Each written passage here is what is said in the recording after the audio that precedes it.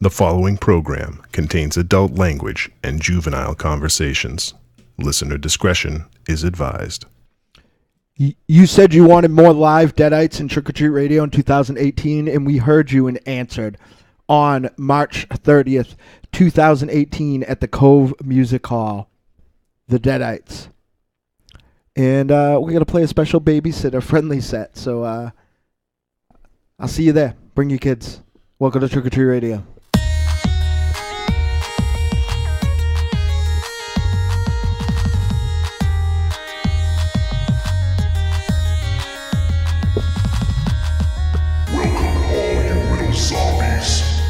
Listening to Trick or Treat Radio, starring the Deadites.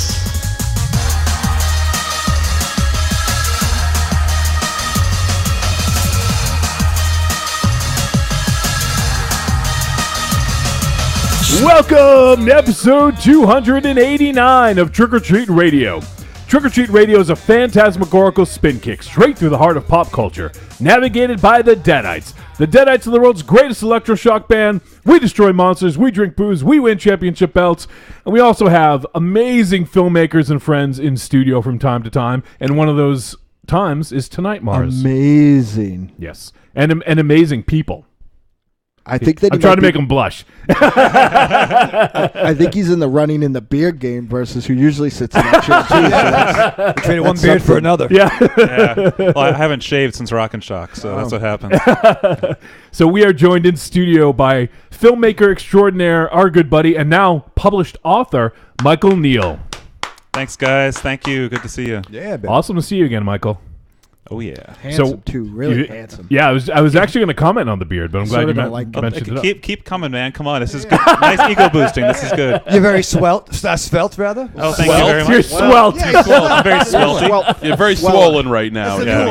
Yeah, very swollen. Wait a minute. You're swollen with talent. Yes. Yeah, there you go. You're engorged with talent. You know what? And it's worth mentioning is not just is he a incredible guy, not just is he a amazing filmmaker, not just is he a published author, he is also the father of one of the hottest young internet filmmakers going. That's right, absolutely. That's right. Jasper Neal with Jasper Tales. Yep. Yeah. Much more famous than I'll ever be. He's not even 6 and it's taken off.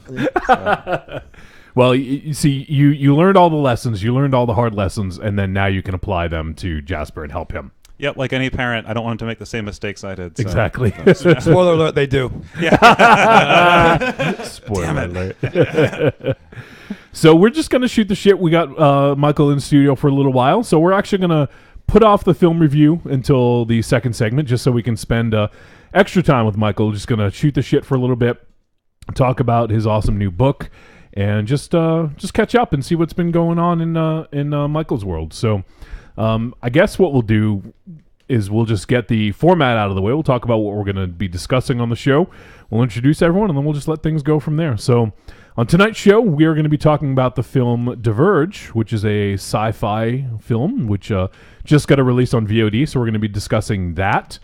And after that, we're just going to shoot the shit. So we got Michael Neal here. And Mars, are you gonna duck out early tonight? Do you know? Yeah, I think I might be dying. I'm not sure what's happening. And also, it's worth saying on my other show, I have cake and pudding. Sounds like you got cake and pudding in your mouth. What's going on? Whatever. Look like you got cake and pudding under your skin. Nah, it's just my tattoos. Why don't you bring cake and pudding for this show? Yeah.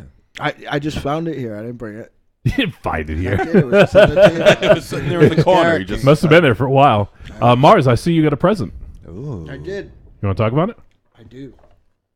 It is from our network mate, Agent Nicole of the Throwdown Thursday podcast.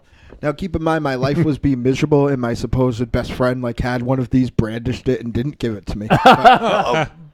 But that's a special one. What a heel you are, Raven Shadow. Listen. It is DC Superheroes Pop figures, Blue Beetle and Booster Gold 2-pack. 2-pack. Make some noise. But Two pack. that's a cool one because that's the previews Diamond exclusive. Oh, is it better than yours? I think so because it's more shinier. Whoa. Booster is golder. Mars, you got better and than Beetle them. is more blue. Beetley? Beetle. Yeah, thank you. He's fucking smart, Michael. He's a Beetleborg. Catch on fast. So Mars got Yeah, I got love some it. gifts. I'm so excited. I'll be able to put it in my house where I never am anymore. How many Blue Beetle figures is that now? You in the I think I have them all. triple digits? I think I have them all. I have the DC Direct Justice League Kevin Maguire one. Yep. I have this one. Yep. I have the just DC Direct one that they put out like originally, and I have the weird 2-pack one three pack 2-pack. that came with the Flash and the Atom. Yeah, it's based on the Total Justice line. Yeah, where the like late he's in the 90s. weirdest position ever. Because they were based on John Bogdanov, who did Man of Steel, and all his very Yeah. exaggerated and muscly. He looks like one of the backup dancers in the Hammer Time video when Hammer says stop. Yes. Like he's got one arm out. Yeah. One arm like he's got like a little broken baby chicken arm. Yep. And then like he's not. He's just one of the, like a Star Wars figure. Like his joints move, but this other arm is useless because it's so close to his body. And this other one is like unless he's gonna like I don't know, like strong arm like Joe Theismann in like the 70s. Like he's not gonna like do any. He's just useless for superheroing. But I got him. As far as I know, that's all of them. They may have. I'll tell you, the DC Direct line, those toys are garbage. But they were so great at first, though. They're if you look back on them, they were awesome. But in compared to the more legend scale, My they're a lot better. Kevin Maguire one fell over, right? Just like not fell far, like fell on my desk over, and his goggle popped off and his arm popped off. Oh, whoops. Well, he's human. He's not from Krypton. Right.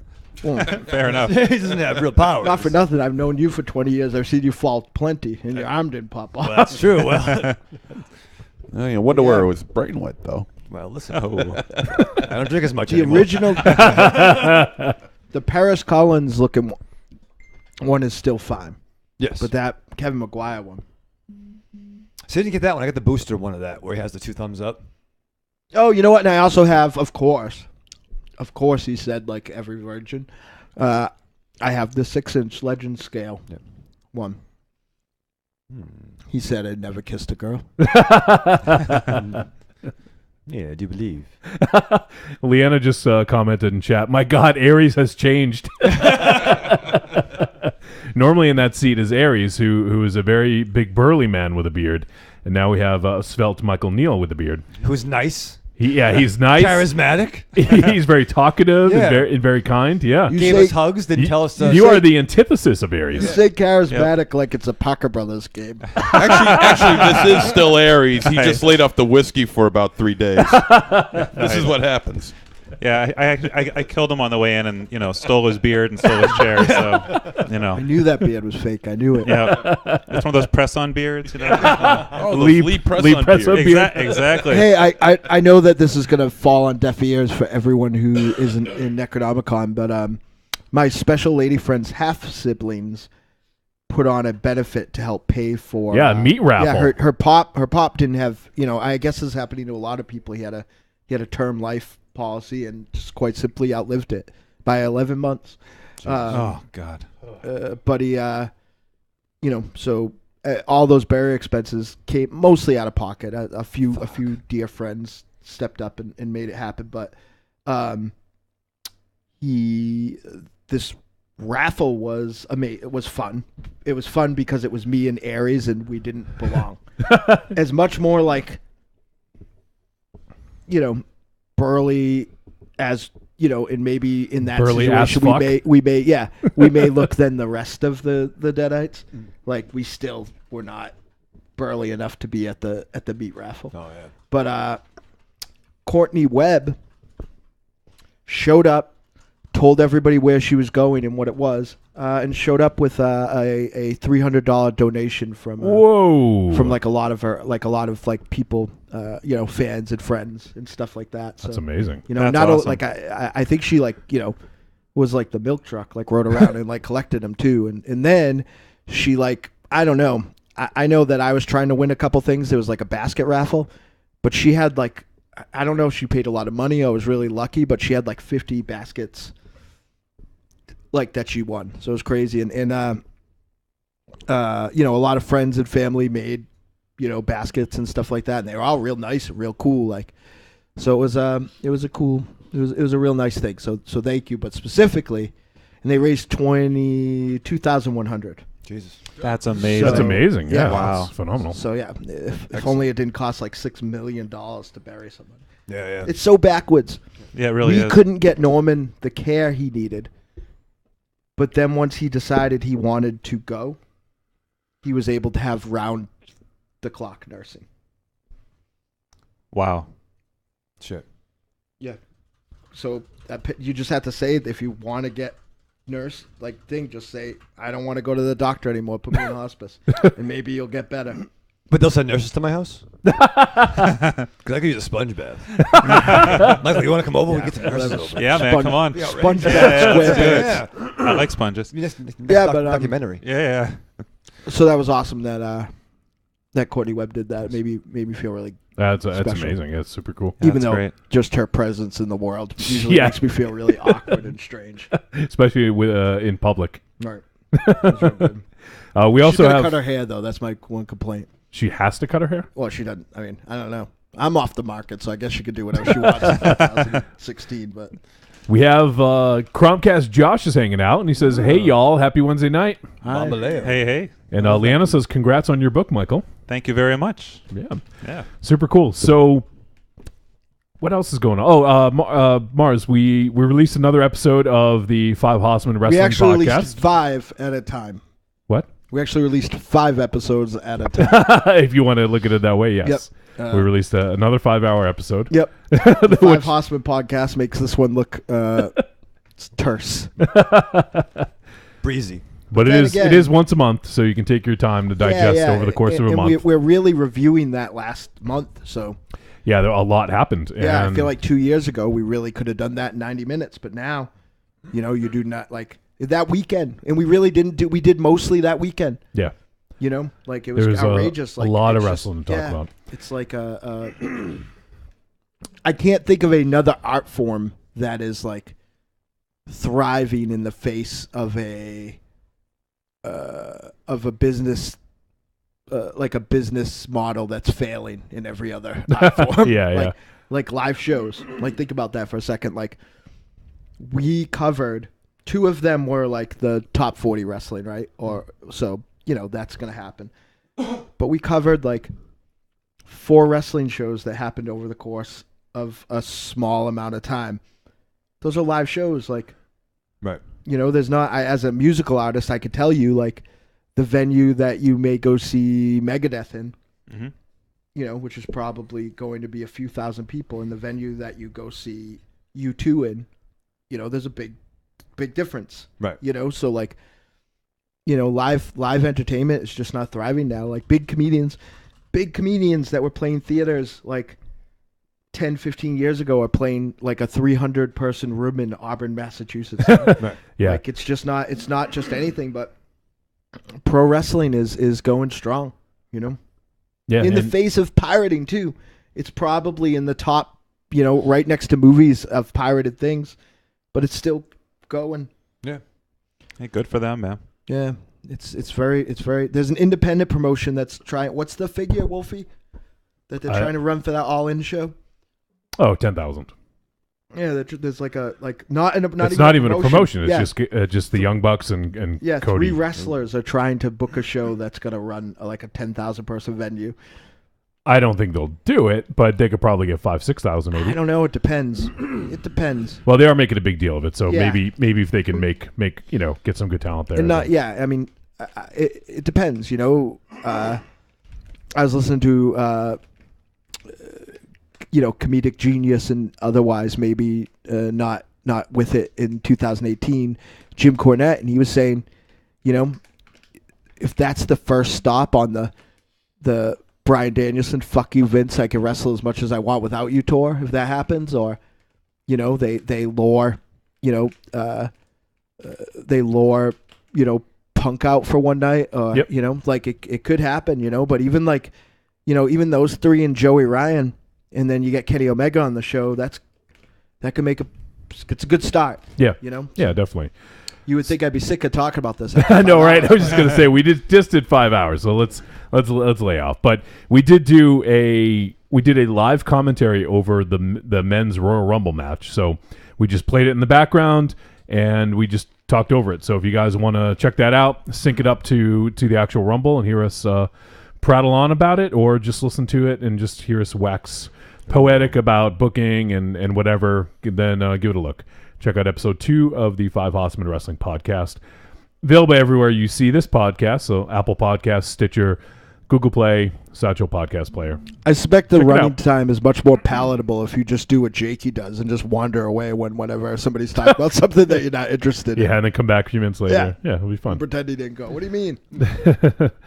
The other thing I wanted to talk about was, I think MZ watched. I don't know if anyone else did, but there was the Cloverfield Paradox, which just popped up onto Netflix after the Super Bowl. They ran a couple commercials, and then it popped up. Is that you watch it, MZ? Yeah, I watched it Monday. Yeah, because I saw you talking about the ending. I haven't seen it yet. Has anyone else seen it in the room? I haven't. No, I didn't like Cloverfield, but I really want to see Did Cloverfield you see Ted Lane. Cloverfield Lane? I haven't seen it. Okay. so good. Yeah. I loved yeah. it. 10 Cloverfield Lane. It's awesome. Raven Shadow. It's great. It's you can watch it. Yeah, there's no pregnancies in it, if that's what bothers Yeah, good. you. Yeah, if I see one more fucking pregnancy, It's not a pregnant movie. I don't like that. Make me uncomfortable. It's got one of my one true loves in it too. John Goodman. John Goodman. I didn't say one of my one true clones. It's got the lovely Mary Elizabeth Winstead. That's right. Yep. That's right. One of my favorite actresses, Yes. and her portrayal as Ramona Flyer Yep. is almost like a masturbatory deity to me. Wow. Not where I was going with it, but all right, that's Deity. cool. Yeah. Wow. That should be a holiday. You know what I mean? Like, Well, that's for me. That's every day. good, yes. Oh, you know. Oh, look at another holiday. Yeah. No. Oh, look, it's Thursday morning. Yeah. It's another reason to celebrate. Time to break out the Dixie cups and hide the cat. Oh, baby, go to work. I gotta celebrate. Oh, jeez. I don't understand. Dixie cups. I don't know what that means. I don't care. It's awesome. I guess that is better than a sneaker, though. or a sock or no, not sock. Sorry, Pillowcase? Pillowcase. Yeah. I don't use pillowcases. You said you did. No, I didn't. I said you. No, as an option. You. Who was talking about it? Someone, You. No. It The wasn't. sexy speakeasy. It wasn't from my perspective. It was people in general for the audience. That's the impression I got. Nah, man. Nah, man. Get the fucking the quicker picker upper. Tim from Korea says, Bounty? "Beat Bounty, it." yeah. All right. Yeah. I've seen I've your used it special all. lady friend. Why are you fucking a pillow? I'm not fucking a pillow. The audience can. The audience I'm can. speaking for the audience. I'm the conduit. I've used it all. Pillow, sock, Yeah, no, I got bounty, Jesus. Yeah. I'm the voice of the audience. Squeegee. rug. Yeah. That's bad. You just always seem like a fucking Cat, leave it right on shirt, your fucking underwear. stomach sort of guy. I'm hairy though. I can't. Yeah, no, I You got to can be feel careful. that, Yeah. Wool hat. I'm allergic. A wool hat. That would hurt. Yeah. Naugahyde gloves. That's fucking weird. It would only hurt if you put the hat on afterwards, Or before. I mean before. and then Or if you're left it, and allergic, then left my it God. on there for about an hour or two. Hey, have you ever We're tried- sorry, everyone. We're sorry. Hey, Months to Zero, not that I'm trying to kill you like everybody would say, but have you ever tried to make love to a jar of peanut butter? That'll show it. It's worth the risk. That'll show it. Yeah, come to grips with your fear and anxiety. It's like Batman going down in a cave. I That's can't right. say that I do. Is that how you became not allergic to turkey anymore? You know what? Yeah, and it was a lot like that film Thanksgiving. You know, with the end of the trailer there. It was a lot like that.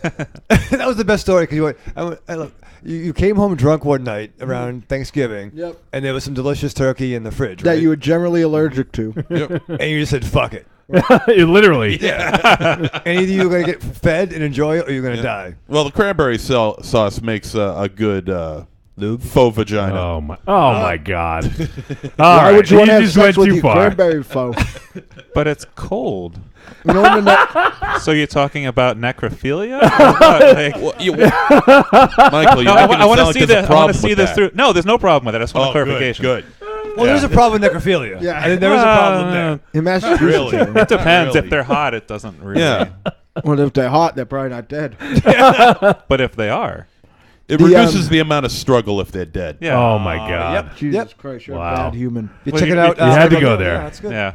Thanks for ruining the CryptoCast. Well, I wasn't going to say why, but Nice. Leanna says, "MZ, I say this for your own good. Stay away from vaginas."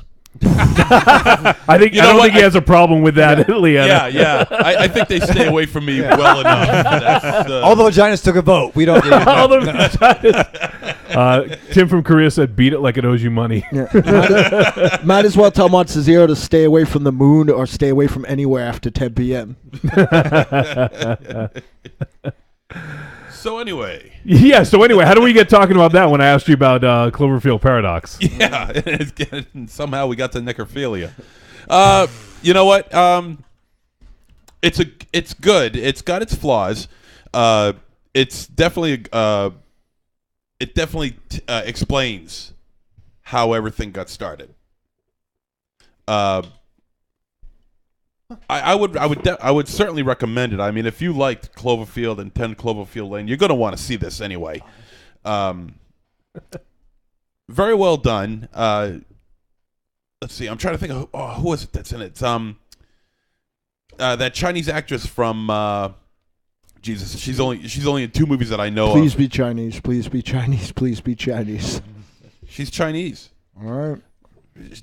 I only know her from what was it, Rush Hour 3 and Rush Hour Crouching Tiger, Hidden Dragon. Zhang Zi. Zhang Jimu? Oh, Zhang yeah, Ji. Zhang Ji. Yeah. Zhang yeah, Zi. yeah. She's awesome. She's in it. Oh, okay. I love her. So so do I. And it's basically all about this multi-international space program that goes out to conduct a few experiments, and they end up in an alternate universe. Spoiler alert, dude. Is it? It's not. It's I like that movie better when it was with the Sam Neill. with the Sam Neill. Yeah. Jurassic Park 3? No, you mean Event Horizon. Event Horizon. Oh, And Jurassic Park 3. Interesting. that's a And place Jurassic in outer Park space. 1. Yeah, feathers on the raptors, blown in the skull. It's all And in the cool. mouth of Yeah, that. there she is. Sam Neill needs to fucking take a knee. Anywhere he goes is fucking chaos. That's a good point. That's true, yeah. Yeah, right. Doesn't Fuck get that any, guy. doesn't Like, get any what's worse the- than the mouth of Like, think of a madness. fucking my Sam God. Neill movie where he fucking goes and has like tea.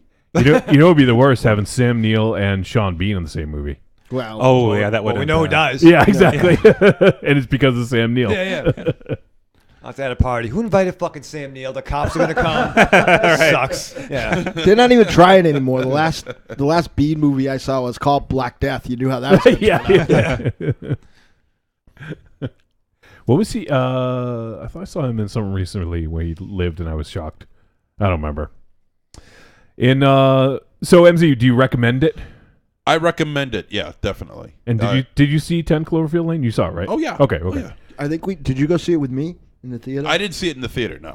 Does this one fit in nicely into the others? Like, does it fit in the? I mean, I guess there could be potential spoilers, but Yeah. To refrain from any kind of spoilers, I would say that it's it does fit in, but I feel that it fits in only with the last 20 minutes of the movie. okay. But it'll blend in. It blends in kind of nice. All right, cool. Well, I'm gonna check it out. I obviously had my week kind of all planned out, and that just kind of just dropped. No one knew it was going to drop, So I think people were pleasantly surprised by that. But it sort of begs the question, and I kind of wanted to have like a brief conversation about this. I think it was Paramount that owned it? Do you think they sold it because they didn't have much faith in it performing well in theaters, or did Netflix just make them a good deal that they couldn't turn down? I bet you Netflix Yeah. was involved all along. I don't think Netflix they has were. their hands in everything now. So Because J.J. Abrams, as far as I know, because he's obviously he produces the Cloverfield movies, and he has a deal, I think, with like to do stuff with HBO. Now, obviously, this is a different thing altogether, but a lot of his shows are ending up on HBO, like Lovecraft. Is it County? Yeah. Lovecraft County is going to be there, and he had another show that just was on HBO. I can't remember what the name of it is, but anyways, like so, and I had heard that he Netflix tried to get some of his stuff and they couldn't. So I didn't know if like he had something against Netflix, but yeah, it is interesting. Well, how well did I know Cloverfield Lane was a critical success, but was it a commercial? Like, was it a lot of box office? I'm pretty sure it did pretty well. Yeah, I think, that's my memory of it. I think so. I'll look it up, but I am curious too, because that, once again, Well, it should have done well just based on the Cloverfield name alone. Really? Because though? the original Cloverfield was so good. Yeah, it was a big It hit too. really I mean, that is. was Yeah. a big movie. It really was good. Yeah, it was amazing. Evil Dead 2 was a masterpiece, and Army of Darkness flop. There's no guarantee. yeah, it's certainly Yeah. no guarantee. But so 10 Cloverfield Lane domestic gross was 72 mil.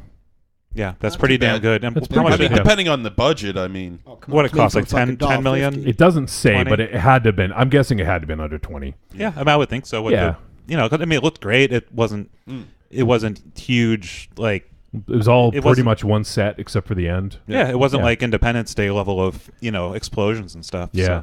So, And good four for and them. four and it made 38. So overall, it did over 110 mil. That's pretty good. That's really good. If I was a producer, I'd be psyched, man. Exactly, That's yeah. a lot of money. That's Yeah. great. I just never expected the Cloverfield name to carry on as much as it has been. I mean, I didn't expect a sequel to Cloverfield, and I did not expect the Cloverfield paradox afterwards. I mean, Well, it's funny. I didn't like Cloverfield when we watched it originally. I didn't buy into it. What didn't you like about it? I just didn't. It didn't grab me. And I can get behind the I guess the genre known as the found footage genre. The shaky camera. The shaky camera. So there's times it works for me. I know we got bored when Wife in the Shadow had watched it before, but I was more intrigued by Cloverfield Lane. Maybe it was the John Goodman aspect. Maybe it was more taking it back a little bit, which appealed. You're to not us. you're not a huge fan of the genre known as the found footage genre, though, right? Well, not like MZ, but I. Plus, also, that giant monster was pregnant. I hate that. That is true. It is a pregnant movie. yeah, I hate that. Yeah. That's why I didn't like it. Yeah, there you go. But I'm intrigued by Cloverfield Lane. It's awesome, and what I love about it is like it really rests on these amazing performances. Yeah. Like Right. it's such a drama. It's just I want to Yeah, see it again. Actually, really great performances in a tight, closed-in area. Yeah. Highly claustrophobic. yeah. The film just is carried on these small amount of people, 2 or 3 or 4 people. Later, John Goodman, I fucking get so happy when he like the only thing I remember about Red State, and I liked it. I might be in the minority, but I liked it. Is how fucking awesome he was in it, and how much of just that character just exude hating life, and just being he's the type of character where I feel like he was torn right out of a series of 70s detective books. He was just so well thought out, well rounded. Cool. As usual, there's some great information in the chat room. Let me catch up real quick. And Humble Eddie's hanging out. And, Humble Eddie says, I read Netflix gave them 50 mil for Cloverfield Paradox. And he said 50 mil to acquire the film for distribution. So and then their distribution is just popping on Netflix. Right. So it's a real interesting.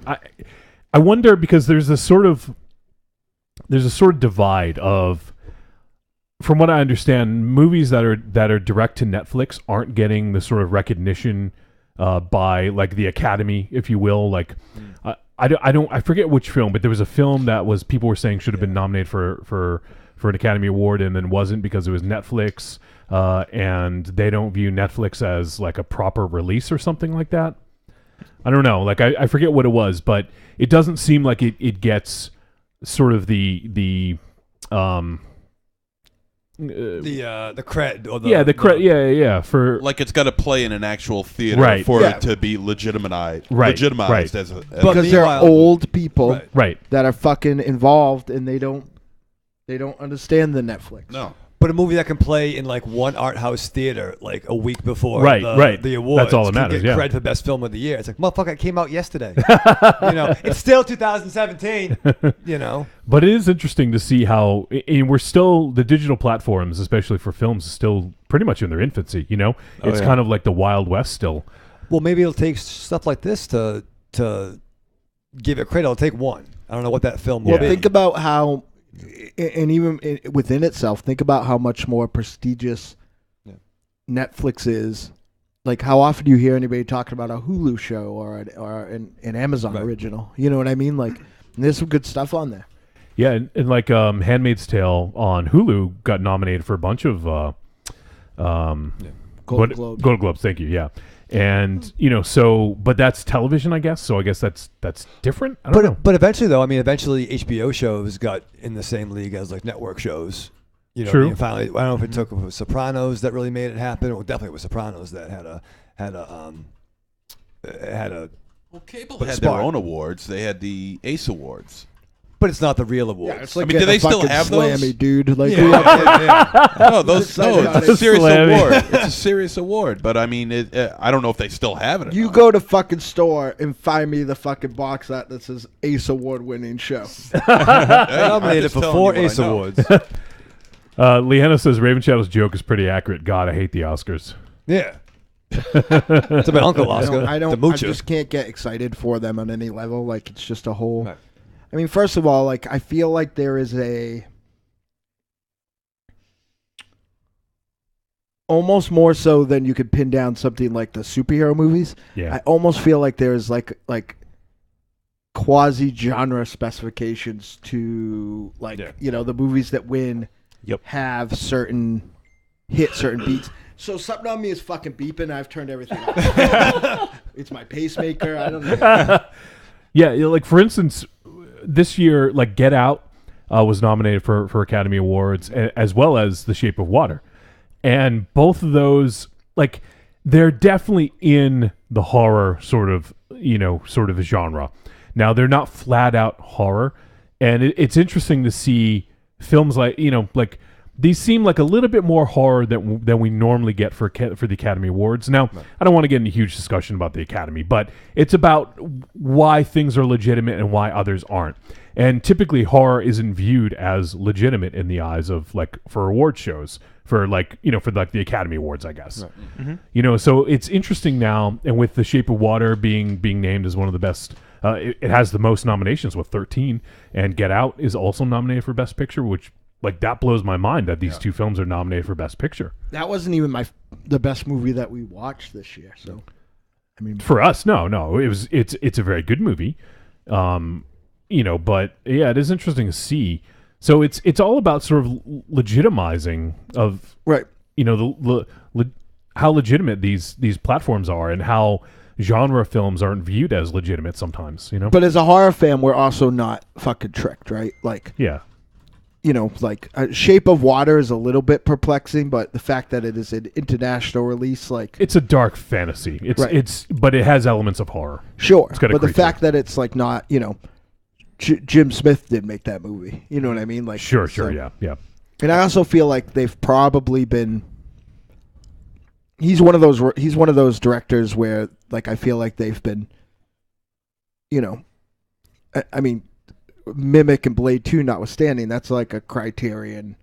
Oh yeah. Well, I haven't seen it yet, but I'm seeing it Saturday. But I can imagine from what I've heard. Yeah. Yeah. So they've probably been waiting, but the Get Out thing, I think almost ham hocks itself because I feel like if someone made a movie that was that same quality, they're just like pandering. I don't know what it is, guys. Just mute it. Mute the conversation. I don't know what conversation it is. It's the Hossman. Because I keep getting them too. It's one of my babies are talking. Jesus Christ. I think for me, the two films that really bring it out are, 2.5, I guess. Silence of the Lambs and Black Swan. Yeah, Black Swan yeah. was reviewed in Rue Morgue and Fango. Like that's a That's horror right. movie. Like Yeah. as we know, horror is a big umbrella genre. Like that's a Cronenberg. You know, it's like The Fly. It's Yeah, like that's yeah. you know, Yeah. and it was labeled a thriller for the Academy. And again, it's like they can't just honor a horror movie. Well, I guess You know. I guess yeah. I mean, you were mentioning Silence of the Lambs, and yes, that I would strictly rate that as a thriller. I will smash your fucking head. I don't give a damn. That dude It's fucking kills people and makes suits out of their skin. Yeah, thrilling, huh? But I would say that the last one would be Misery. Yeah, definitely. No, that's that's Was that straight nominated down the middle. Yeah, Best Yeah, Picture? yeah, Okay. that won. Kathy Bates won. for Kathy that, I'm Bates pretty won sure. for Best Yeah, Actress. yeah. And She that's should've. that's Oh, straight yeah. down the middle horror right there. There's Yeah, there's no getting around it saying it's a thriller or Why or is mystery that or whatever. horror and Silence of the Lambs is not? Why are you asking me questions?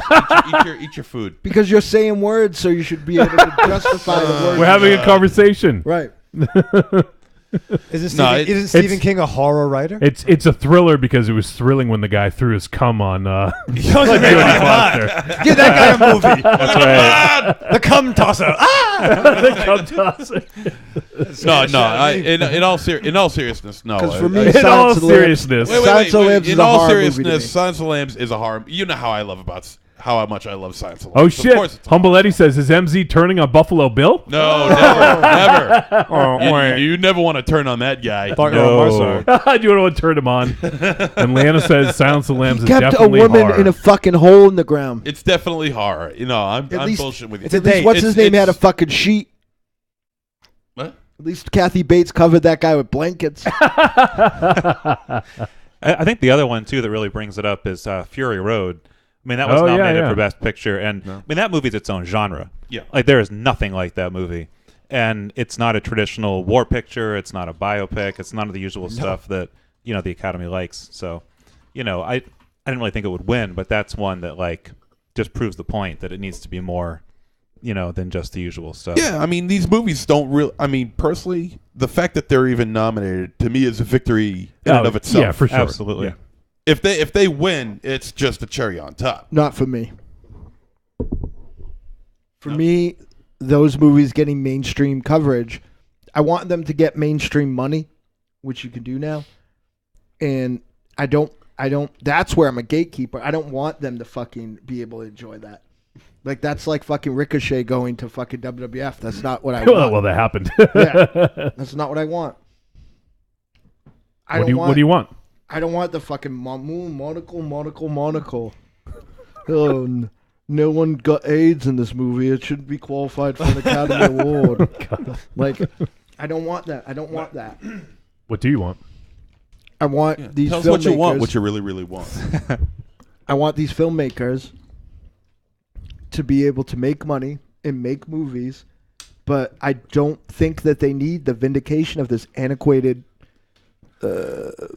pretentious Well, institution anymore. really, what it does though is it benefits the film because it gets more eyes on it. So in that case, it's a good thing, right? Because there are some people who will always go out and see the nominees for Best Picture, or even sometimes nominees, everything nominated. Some people will go out and just watch it because if these old fucks think it's okay, I'm gonna go see it. Like now that is twisted in itself. Like you should go out and find out what you want to watch and not let other people dictate. So I get what you're saying there, but some people, for better or worse, use that as a barometer for what's good. Yeah, well, and it keeps it in the theater. I mean, Yeah. once Shape of Water was nominated, I was like, oh, well, we can wait to see it. Like, because Yeah. we can't get out to see movies all the time All right, in the theater. My wife and I wanted to see it together. So it's like, That was know. going to be a 2 to 3 week run until it got nominated, and now it's going to be like 2 to 3 more months probably. oh, yeah, or at least till the Academy Awards. Yeah, You yeah, know, exactly. So, no, I'm psyched, man. I mean, good for them. And, Cool. Doug Jones. all Oh the yeah, way. yeah. And has anyone seen it besides me? No, I want to. Okay, yeah, Go see it. definitely go see it. You You wanna guys see can. it? I won't. I won't. Ask me how I like the Gaza movie that was nominated. Which one was that? La La Land. I ain't seen that. I didn't see it. Yeah. You know why? Because now it's been tainted. It's been tainted. It's been Yeah, but that's your boy. by the Masonic institution of fucking films.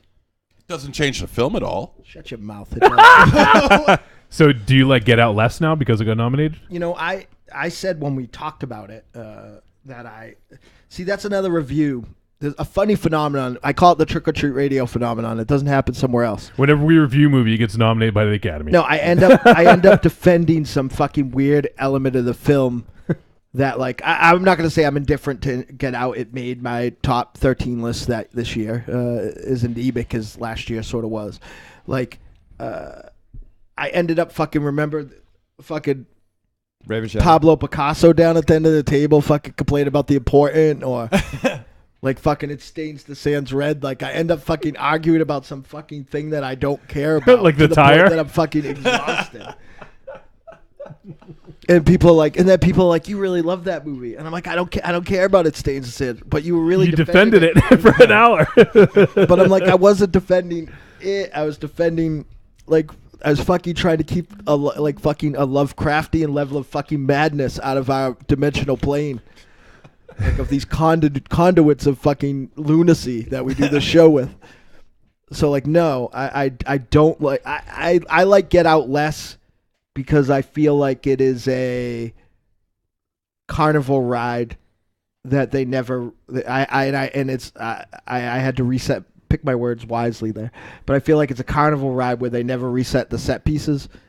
Like I feel like now that I saw it and then saw it knowing the punchline and then saw it another time and then I watched it a fourth time because my special lady friend watched it when it hit on demand. Like I feel like all of the impact is there, and now all I could see is its sins. I could see its last act that kind of tonally diverges from the rest of the film. I could see that fucking terrible, like, I can't believe a movie with that fucking best friend character is like, yeah, that's nominated. Get like nominated, you know? Like fucking TSA, motherfucker. Yeah, might as well fucking put fucking Smokey and the Bandit or Cannonball Run. Like it's fucking. Don DeLuise posthumously gets some awards here. That's like, a movie. We'll come into chaos. So like, yeah. So I just feel like, for me, unlike say Split, which I've kind of watched in different parts a few times. That's on cable. That I feel like is just as uncomfortable and as impactful as it was when I saw it. Like I feel like the trick is over now. You know what I mean? Like I've first time I saw it. It was impactful. Second time I saw it and got the ability to start watching for stuff now that I knew. Third time I saw it, I picked up on the fucking all the milk and the and everything else, like all the symbolism and everything else. Like fourth time I saw it, it was kind of a slog to get through. Why don't you watch it 4 more times? Huh? I'm not gonna. I didn't want to watch it twice. Humble Eddie says, if only Dom DeLuise was in Get Out. That'd be awesome. At least they could have got fucking. Did Cedric the Entertainer die? Like, at least they could have got somebody fucking funny. That'd be great. The Bandit should have saved him. Yeah. Tim from Korea said, America has never seen horror as a legitimate genre and art form. Which, ever. Yeah, which I agree with. Couldn't agree more. I mean, look at who the best-selling like authors are ever, and how many of them. Contemporary. Soon to be Michael Neal. Yeah, That's right, baby. Woo! Hey, we should start talking to him, huh? Yeah. And I'm just going to catch up on the chat room here. Leanna says John Goodman being evil sounds terrifying. It is. Tim from Korea says I always thought Goodman could have played John Gacy. Oh, yeah. Ooh. Interesting.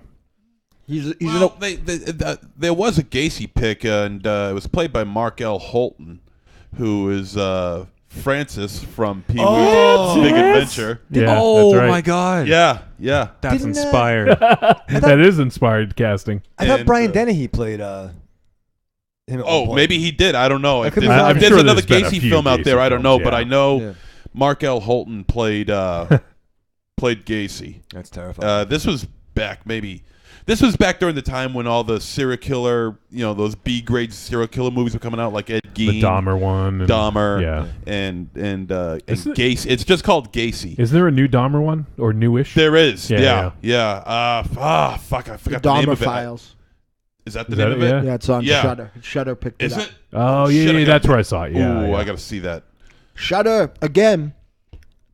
Think of all the movies that we might not have seen that Shudder is picking up. Kuso? Think about all the good movies. I mean, that movie by the directors of the original Inside, they fucking picked that up. Came out Among the 2014, yeah, and they just put it out Yeah. now, and that movie's fucking great. Yeah, I keep meaning to check that out. Yeah, I I mean, gotta it's see not that. Inside, but it's not Leatherface either. On Yeah, on the yeah. side, so it's like, but I really enjoyed that movie. It was very. And for the record, also, Chromecast Josh says the budget for 10 Cloverfield Lane was $15 million. Yeah. So they Sounds definitely about made. right. If you make $100 million on 15, I think that's a pretty damn good Yeah. return on investment. Yeah, like- studio's psyched. Yeah. Yeah, it's like if you have $5 and you have $10, You time get- for change. The crazy thing, and just to kind of finish up this conversation, I guess, is the crazy thing is so Netflix paid $50 million for Cloverfield Paradox, and the thing is they don't really get. They're not going to see that money back necessarily. It's almost like a marketing budget, right? Like Maybe. the Netflix business model is just is mind-boggling to me. Like I love that it's a service that you can get, but all these streaming services, I don't really know how they make money.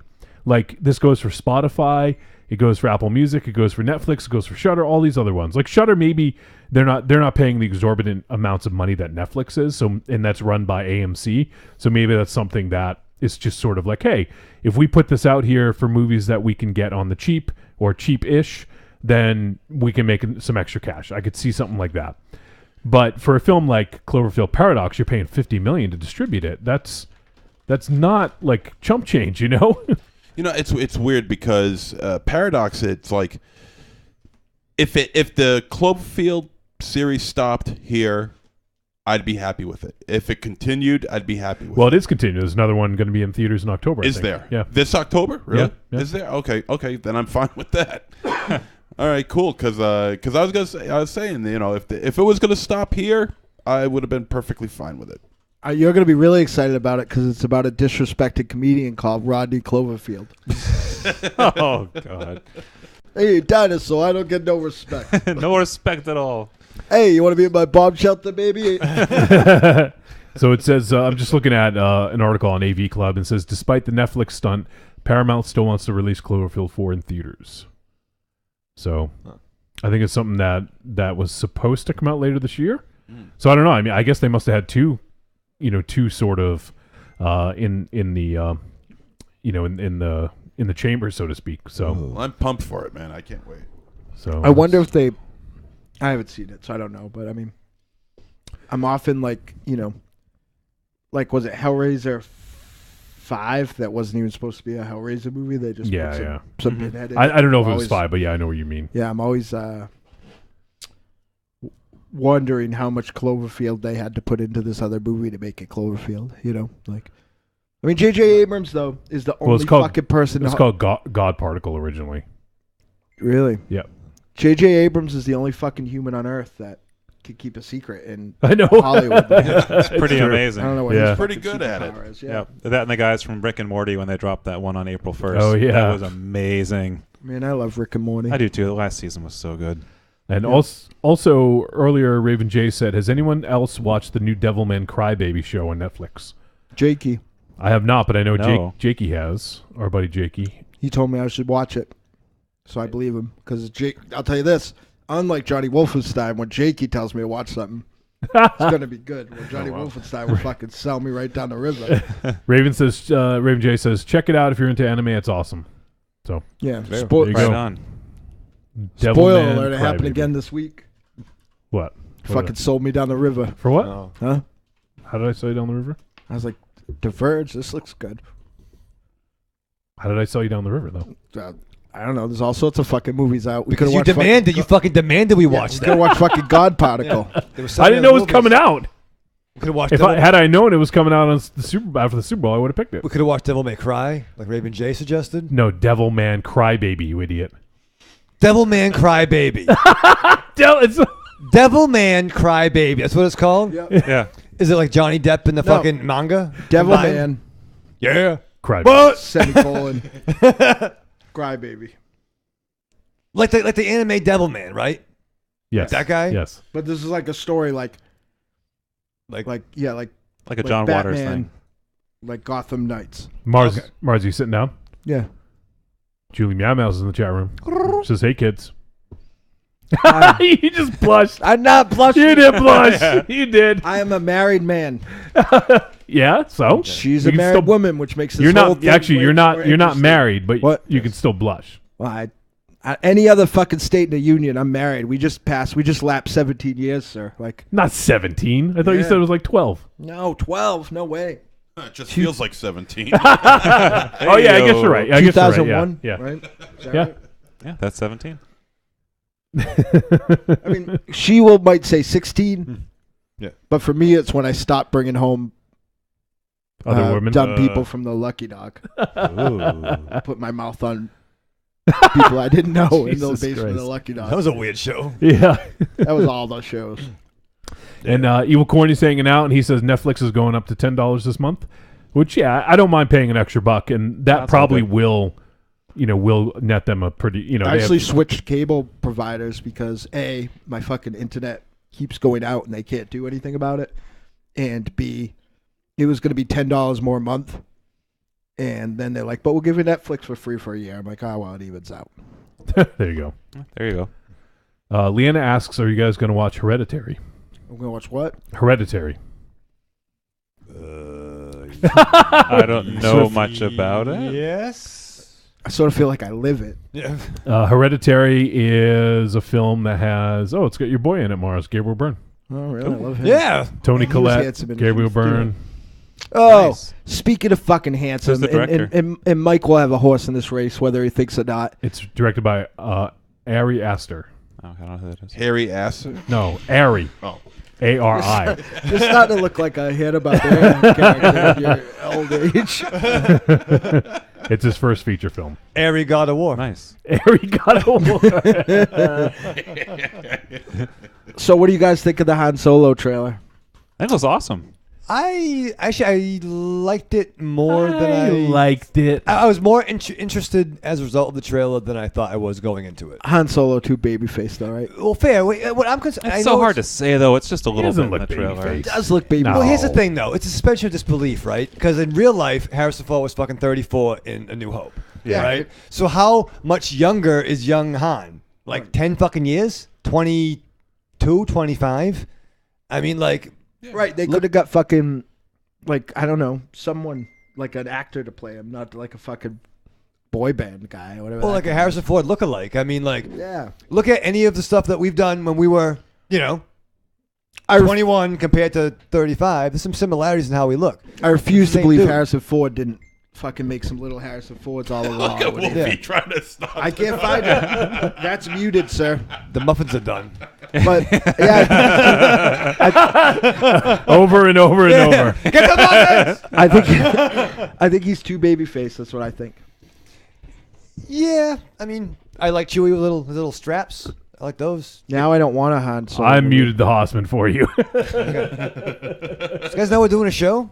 Now I don't want a like a Indiana Jones movie because they're gonna fucking make a little kid Indiana Jones. Well, they did. Well, they already Yeah, I did don't want that. another one. would you rather CGI Harrison Ford? No, So what?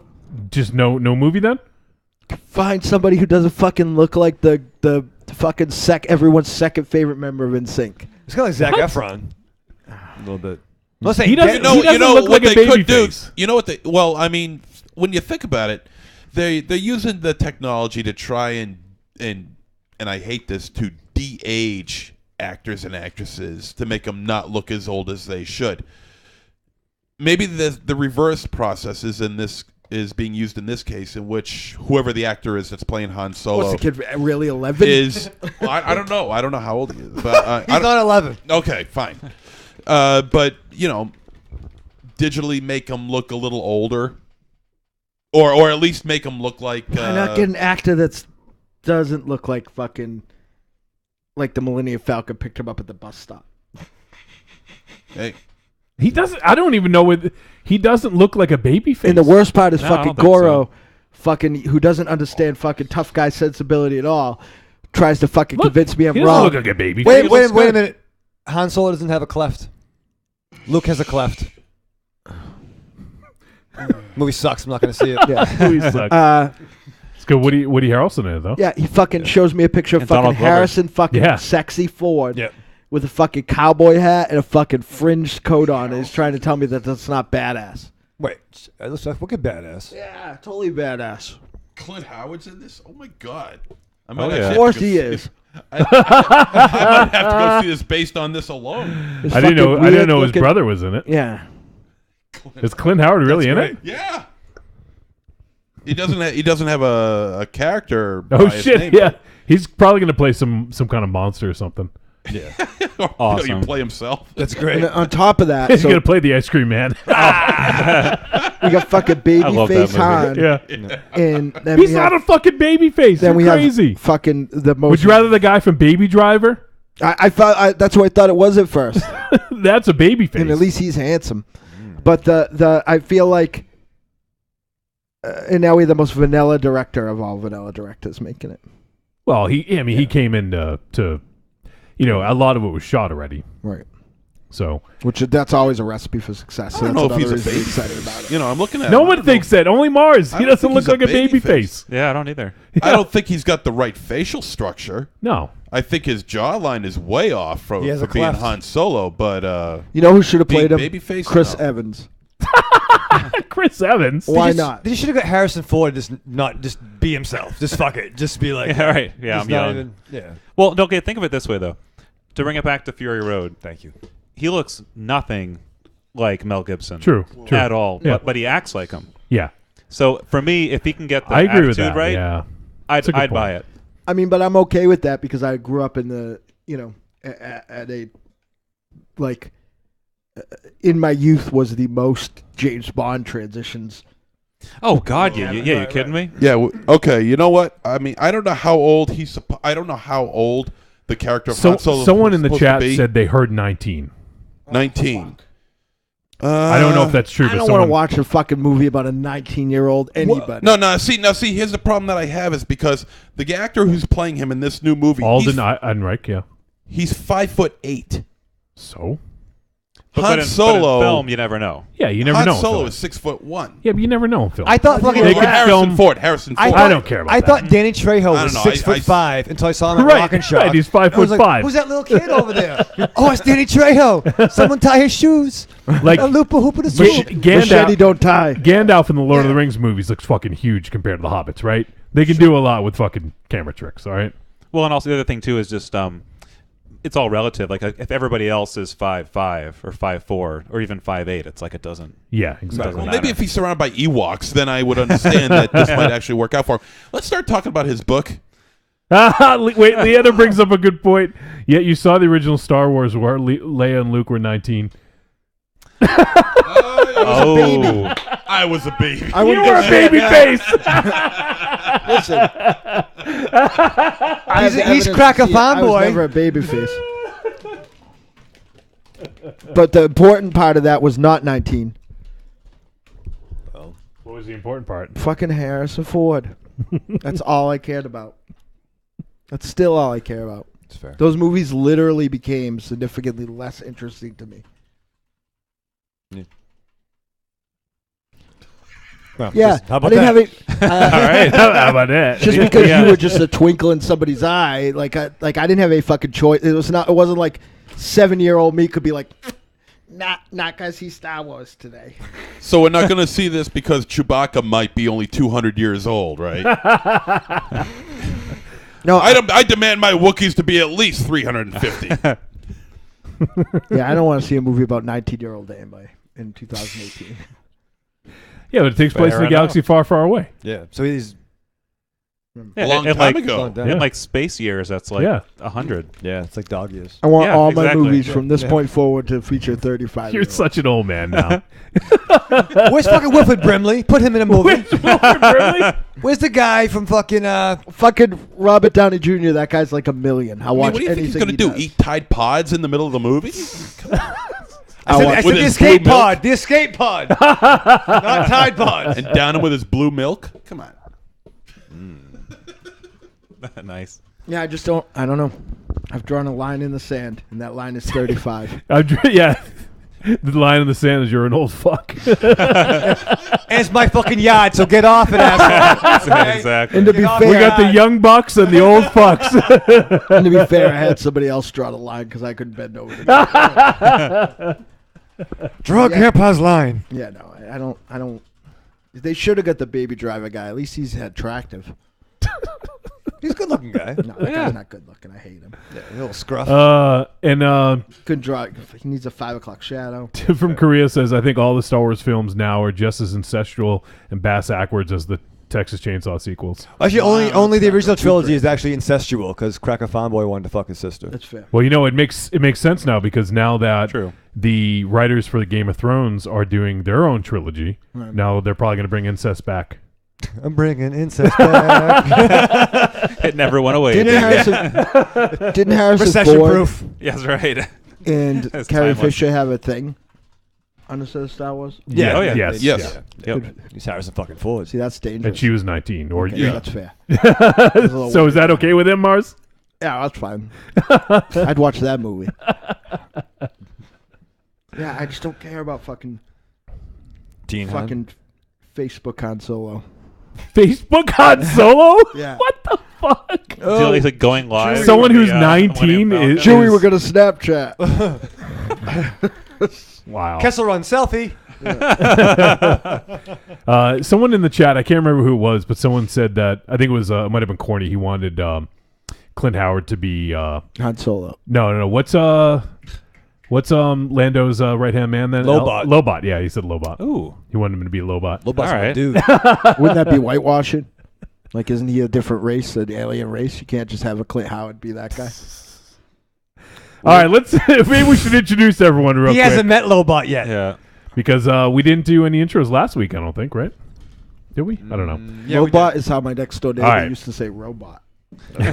Well, I'm Johnny Wolfenstein, the pencil pusher and producer of media for Trick or Treat Radio, the Deadites, the Grand Guignol Network, one of the co-hosts of the 5 Hossman Wrestling podcasts, and also of the Outside Corner Fantasy Baseball podcast. We also have the immortal gunslinger, singer, and lyricist for the Deadites, Don Mars, and one of my co-hosts for the 5 Hossman. What about Chris Pratt? What about him? could be He's like the Han Solo. default, like, young Harrison Ford, apparently. Oh, what about my actual default? What about what's his name there? From Looper and Brick. Oh, Joseph Gordon-Levitt? Yeah. Yeah, that guy could be Han Solo. Yeah, but he can't be the same age as Han was in the prequel to the film that he was in. No, It's young. true. He's Yeah, younger it's than true. you. Yeah, I know. It pisses me off, but I mean, I'd cast that fucking guy in everything. I am no young Han Solo, sir. He could be Jason Voorhees. Jason. He could be fucking Freddy Krueger. He We- could be the he'd be a good fucking Freddy Booster Krueger. Shark. He could be anybody. He'd be a good Freddy Krueger. Yeah. Yeah, he'd do a good job. See? We also have the vulgar guru of horror, star of Blood Pig's Fetus and the upcoming Morbid Tales, and one-time contributor for Whorehound magazine, Monster I Zero. think Clint Howard should play Han Solo. Second. Maybe it is. No sold it. Yeah, And it's hot, too.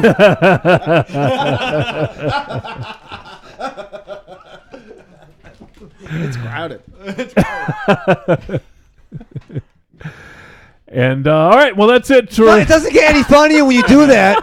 Don't embarrass me in front of Michael Neal. It's funny to me. He's a fucking author. we have That's the right. chain He might write about this one. Get a story pen. ideas. Yeah, we have the chain smoking, hand kissing, baby shaking, lorazepam loving, former comic book reading nerd, the official smoke chamber for Castle Wolfenstein, the Pippa Promotions, the Italian rapscallion, professional bullshitter, the cool principal, the proprietor of the sexy speakeasy, and the Parisian brouhaha himself, Michael Ravenshadow. Oh, I'm tired listening to that. Well, I need to go to. It's fucking nuts. It's sexy though, right? People No, like no. that. No. You like it. No I one do likes like it a little bit. That's my favorite part of the show.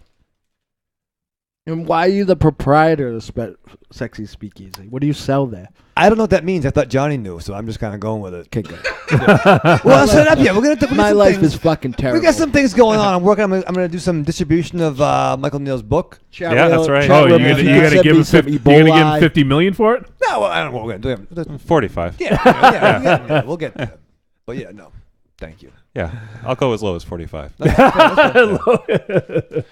like Just that. for you. Well, that's a good segue because We do have Michael Neal here in studio, and while we love talking about just what's going on in the world and shooting the shit and getting everyone's opinion, what we're really here to do is talk about the Drive-In Horror Show presents Ghoulish Stories Volume 1. Here it is right in my hands, folks. Look at this fucking thing. Lots of pages, lots of words. It's a real book. So, That's Michael, right. tell us the backstory. So, you guys, last time we had you on, we talked about Wattpad. You guys were publishing stories on Wattpad. Yep. That seemed to be going pretty well. And then we also did a giveaway. You gave away a couple books just to because you guys had printed a couple of them. How did this come about?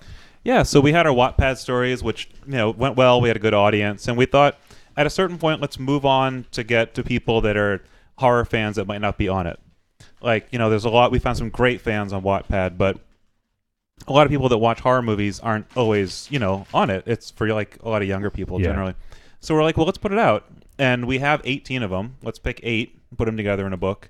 And the thing about Wattpad is we had covers for all the stories. So we had all this amazing artwork, and we had that one that is on the cover now for a story called 2 Drop Donuts, which I thought was just fucking great. Yeah, that's a good It's one. very evocative and all that. So yeah, we just decided to put it out. This was last fall going into December, and got our shit together, and now here it is. And it's cool to share it with people and have an actual tangible thing. Like Wattpad's all on an app or like a website. So it's cool, but it's not the same as holding it in your hand, Right. Tell me about it. Yeah. And this, Oh. and this is right. and this is legit. Like I've seen some people, self-published books, and like this is a legit. Like it's a really nice quality. Yeah. It's not like someone ran it off at Staples and then This is fucking book fair stapled style. the man. pages right. together. Yeah, thanks. No, we wanted to do it right. I mean, there's, Yeah. you can do limited run stuff, and that's fine. Yeah, that's some of the line art from our covers. Yep. So the Kindle version has a full color gallery, Oh, but cool. printing that in color looks like shit. And Yeah. printing color in black and white looks like shit. So we took the line art, which is just looks awesome. A lot of it's pencil and stuff like that. Yep.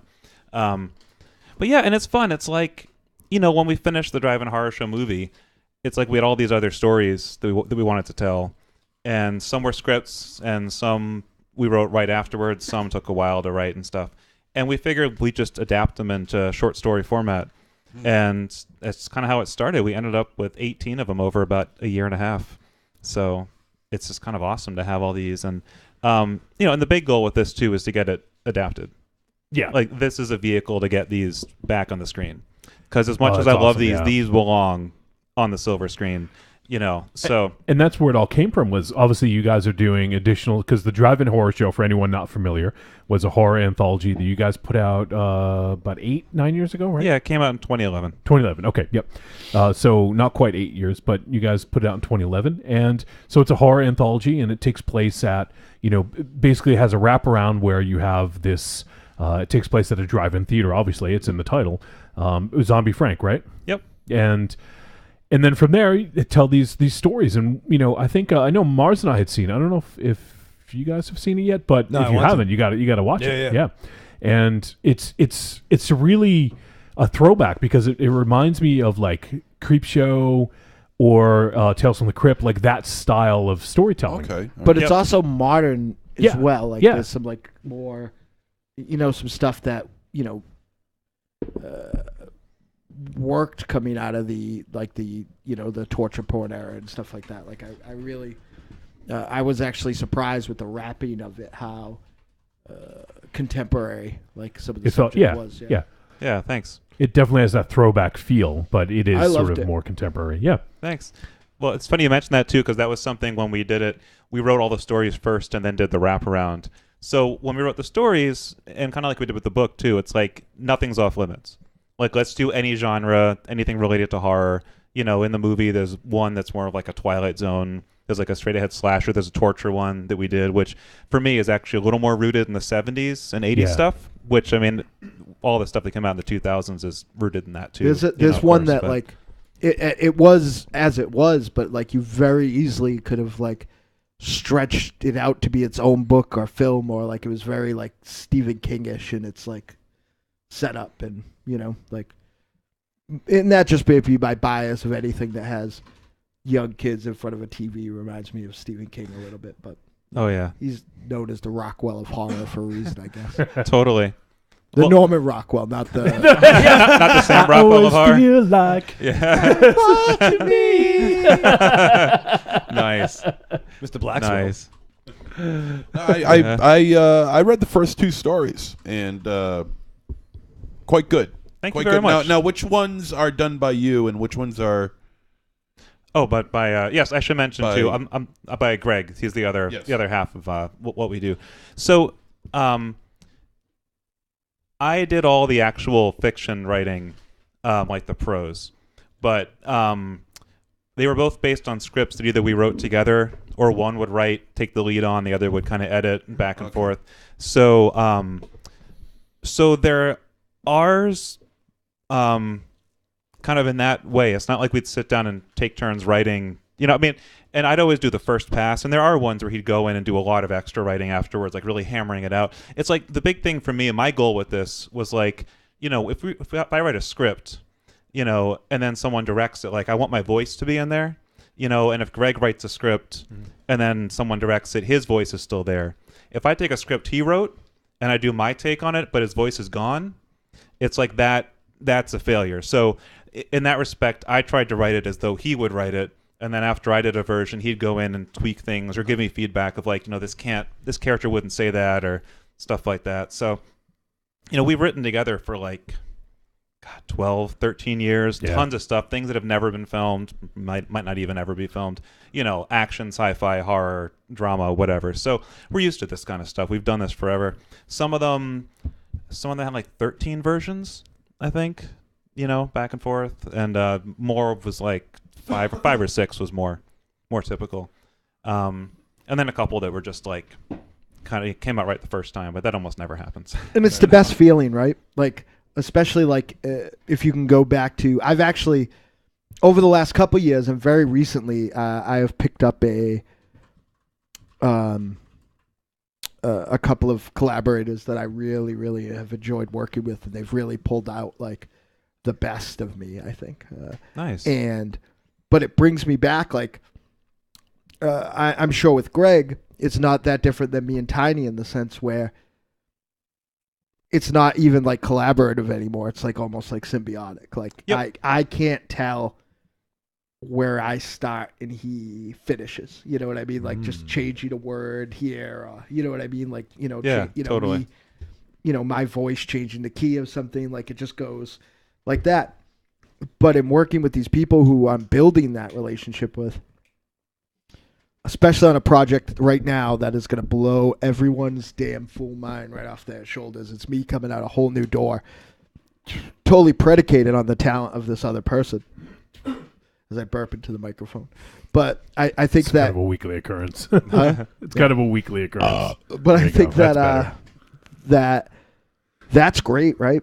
Like that sort of like almost new romance. That sort of like collaboration. Like when it works, it's the best feeling. Like I know a lot of people like to work in like solitary, and I do. Solitary confinement. Yeah. Welcome to my Lock life. yourself You in the away. box? Yeah. And I do the do hole. twice as much by myself as I do with anyone else, but I don't like it nearly as much. Not just for the social element, because there is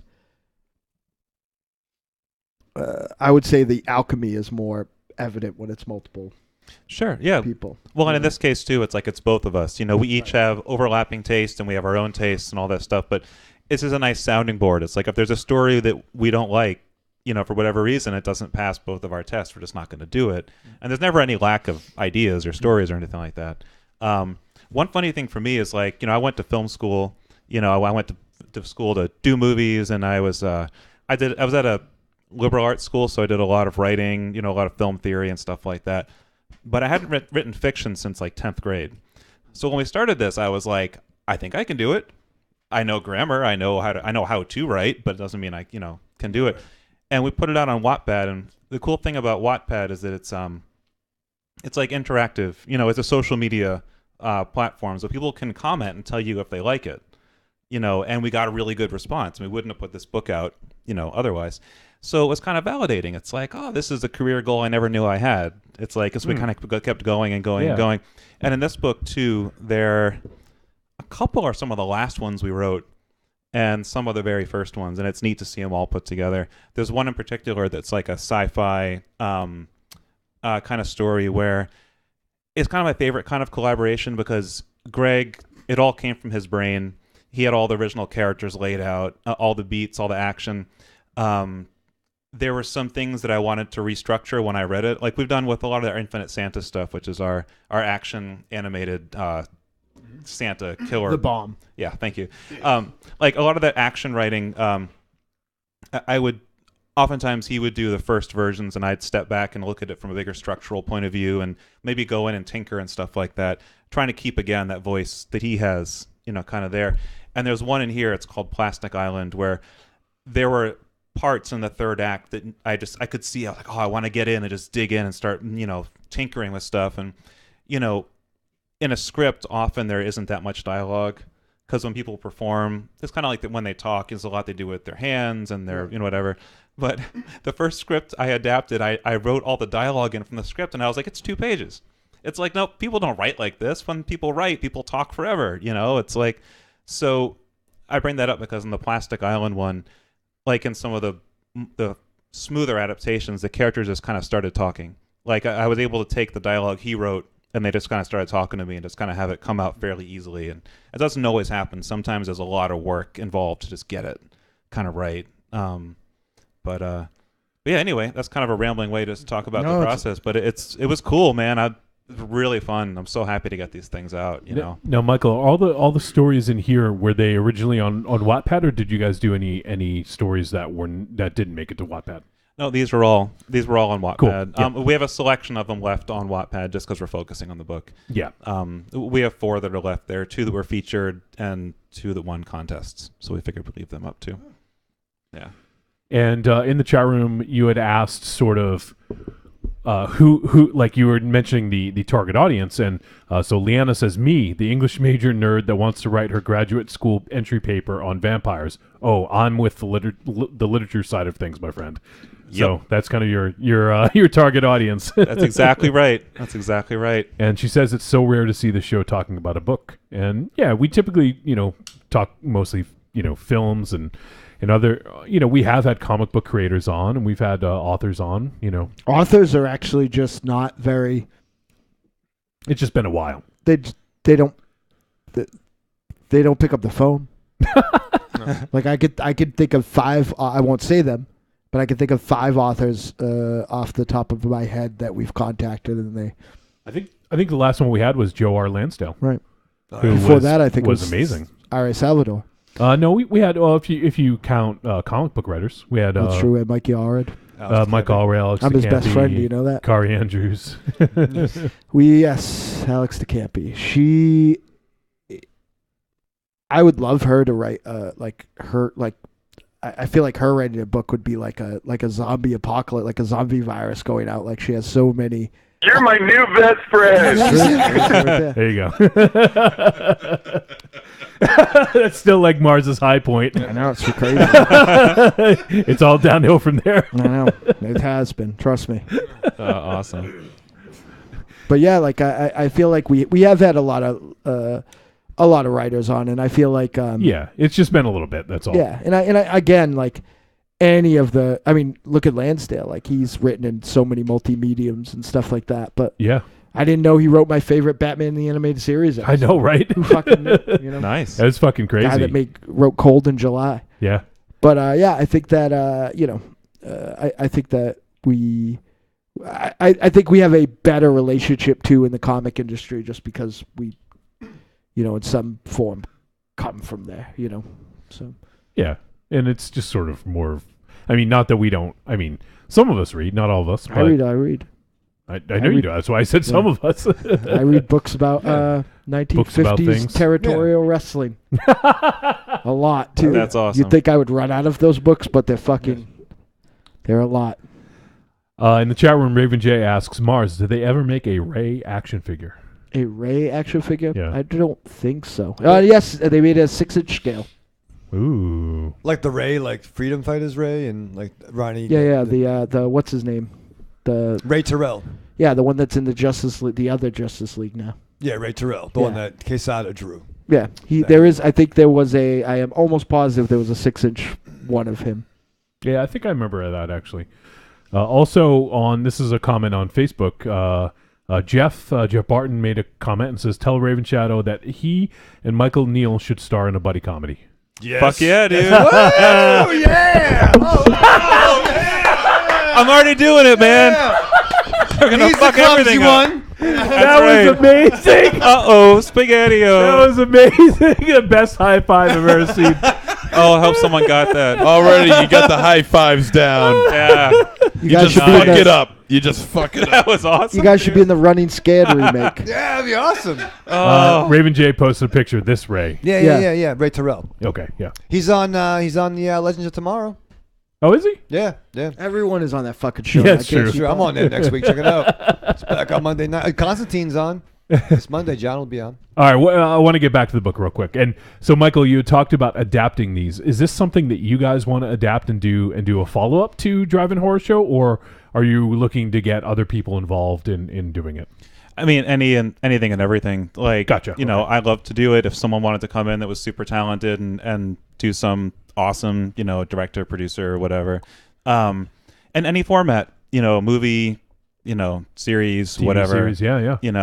Because they were based on scripts, so they can be retrofitted pretty easily. They all follow a 3-act structure. They were written to be about 20 to 30, 40 minutes long. Mm-hmm. And some could be adapted. There are some that could be actually a feature, if we wanted to. Like that's the second story that I read, the Crawl Space. Mm-hmm. I think would play off as a really good spooky kid's tale. Big ups Yeah, to Mike thanks. Neal for upping Monster Zero's literary intake by 200%. I know. Nice. It could. And out of the two that I've read, that's I think I like that one more than the first one. Yep. And because I think I can connect with that one just a little bit more because I think we've all been there. Yep. I know I have definitely been there, and I would love to see that flushed out into a short or something like that. I think it'd be great. That would Yeah. be really fun. Actually, it's funny. That was one that when Greg and I were looking back at our old scripts, I had written that, 2009. And my memory of it was that I never finished it. So my memory was that it was this idea I had that I could never, get to come to fruition. So I was like, I'll read it again. Maybe I'll think of an ending. I finished it. It was all there. I was like, oh, fuck. Oh, my God. I forgot this ending. Like, all right, cool, So, no, and it's cool for you to say that, too, because I think especially as, I think any horror fan, when you're a kid, that kind of special kind of fear you have when you're little, I think is part of what appeals to most horror fans, or all horror fans when you watch movies. You kind of recapture that a little.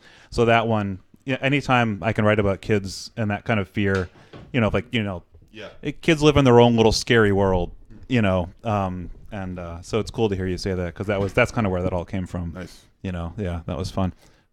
That was fun. Plus, there's a couple video game things in there that I threw in. Right. Yeah. Yeah. It gave me an excuse to go play video games as a little break. I was like, I can play Mortal Kombat for a little bit. It's research, honey. Yeah, exactly. Yeah, it's a tax write-off. I'm going to work, okay? Yeah, exactly. Make some potatoes. Yeah. Evil Corny wants to know, what part will Raven Shadow's wallet play in that buddy comedy? Oh. Is that going to be like a boomerang? You just throw No, it no. up? It's going to be his bulletproof vest. It'll be the scene where we're jumping off the building. Except you know when what I he mean? gets shot, he And gets shot in land, the ass. We land on the. Oh, you wallet. throw it down and then yeah. land on it. Nice. So you got to show Michael Neal because I don't think he's seen it. Don't embarrass me You in just front got to grab your action sack, pull it out. So Michael, wait a second. Michael, Oh, beautiful. he has a bag for his wallet because it doesn't fit in his pocket. It's an action sack, is what it is. Oh, wow. I called it an action sack. Thank you. Well, that's what he's going to be carrying around with him when he's doing the buddy comedy. That could kill somebody. Holy crap. Wait. Hold on. I'm going to put the mic down. I want you to drop it on the table, and I'm going to put the mic next to it, okay? Here we go.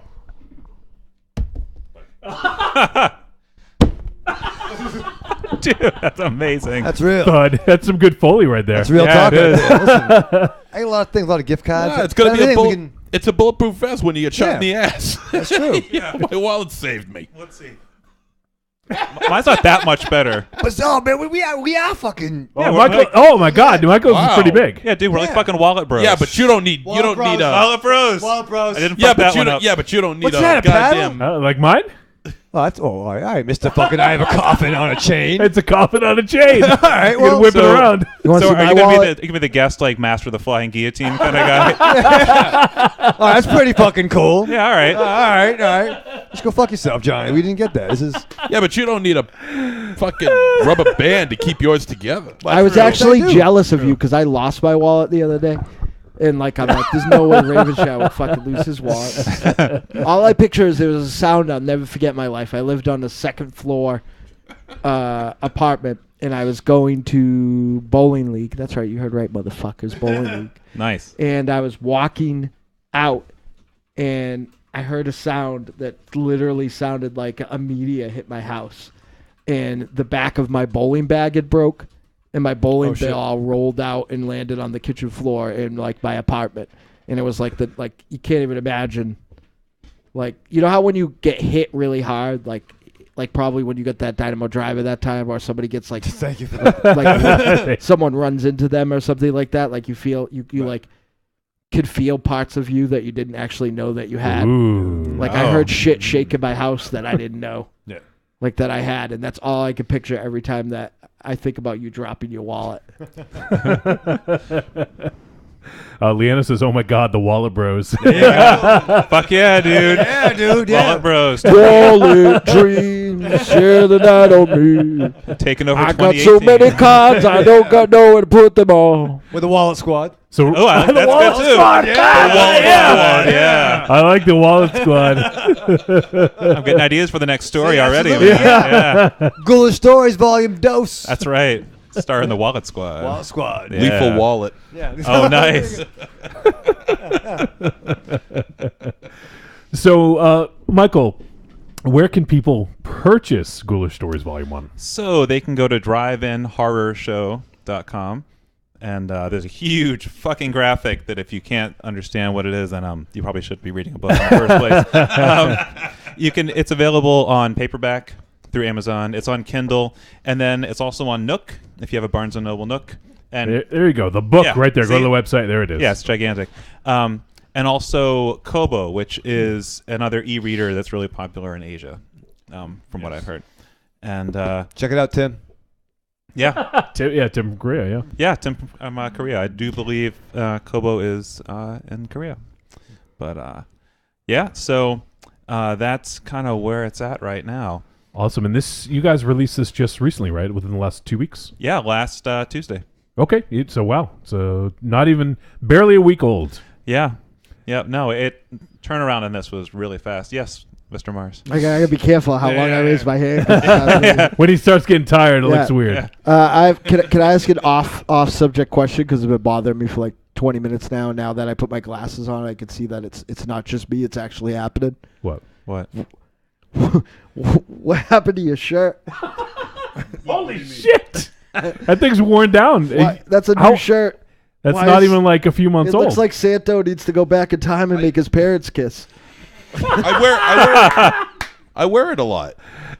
yeah, but it shouldn't be that worn down. Yeah, but I don't understand. I have shirts that are 10 years old that I don't don't know. look that Maybe bad. it's poor quality. Thanks a lot, Outside the Cinema. No, they had the shitty quality on that. They're like, it's Trick or Treat Radio team up. Yeah. But our logo's still looking pretty good. Yeah. Outside the Cinema's not looking too hot, They're though. maybe they're fading away. Bill better To be kiss fair, before us. outside the cinema is literally right across your gut. So on you, that shirt says "Outside the cinema." Oh, nice. Speaking of OTC and T-shirts, is that a real thing, Johnny? If you buy that shirt, Why? you're out of because you can't be so vain. We're so different. We're so different. But no, I'm gonna have it. Give What I won't shirt- even what wear a shirt is that? Deadite shirt. like unless I stay in the house and it's laundry day. And you legitimately want to buy and own a shirt with your real life, not even an artistic rendering, a photograph of you of it. A Johnny's on the shirt. You're not And a pro Bill. wrestler. Unless you're a pro wrestler, you're not allowed to wear your true. own shirt. Well, first of all, I was a No, you weren't. You were a No, backyard, I'm the guy a from backyard World Champ. wrestler. I got a DVD set. I don't know. I got to be with you on this one. Actually, I would wear a T-shirt with my face on. Yeah, right. Yeah, Totally. Well, the Wallet Squad. Let's get it going. Yeah. Wait, yeah, you guys are a well, team yeah. now, aren't You you? hold your Yeah. wallets. Fucking A, Dan. Yeah. You high five with your wallets. All right. I knocked the mic over. I have to thank you, Mike. I feel like there's a big weight off my shoulders now. Man, I'm telling you, buy that shirt. Oh, we have it. I'm giving it to my mom. What does it look like? I don't. I'm I- glad I you can asked. imagine what it looks like. It's awesome. And it's super beautiful. sexy. I'll try to pull it up. It is literally yeah. like It the is- fucking Mount Rushmore of dorks. I'm pretty sure I saw it. Yeah, it's super sexy. It's Yeah. not. I mean, I could have bought the shirt with me wearing my half shirt when we did the I don't have it. when we did the Miami Connection That was a shirt. video. That's a shirt. Yeah, that was a shirt. Believe me. You should have bought the shirt that was you and that woman. Yeah, it is for sale. Yeah. $20. Down, boys. Johnny, Oh, that one. can I give Holy you money and you can shit. make it happen? That is awesome. Yeah. Wow. Down, and- boys. Too sick, it says. That's right. well, it should be the number 2, but yeah, that's pretty fucking great. Pretty sweet, right? Yeah. I can wear that shirt, right, Michael? Yeah. Thank you. I'd wear that. And I know Yeah, but all of you've you. done Buy on you- it. Can I buy Michael one? Oh, I would totally wear that. Johnny, can I Well- give you money? You make it happen. Use the If Amazon. you link. really want, sure. I do. Yeah. Oh God. Extra Ne- large. next time I see Bill, I'm wearing No. that shirt. And it is Yeah. for you because you wear extra No, I'm large. just Extra gonna. large? If Everyone I wears extra large. if I buy it, I'm just getting you a large. no, I'm gonna hang it. What color you want? Want black? Yeah. What else we got?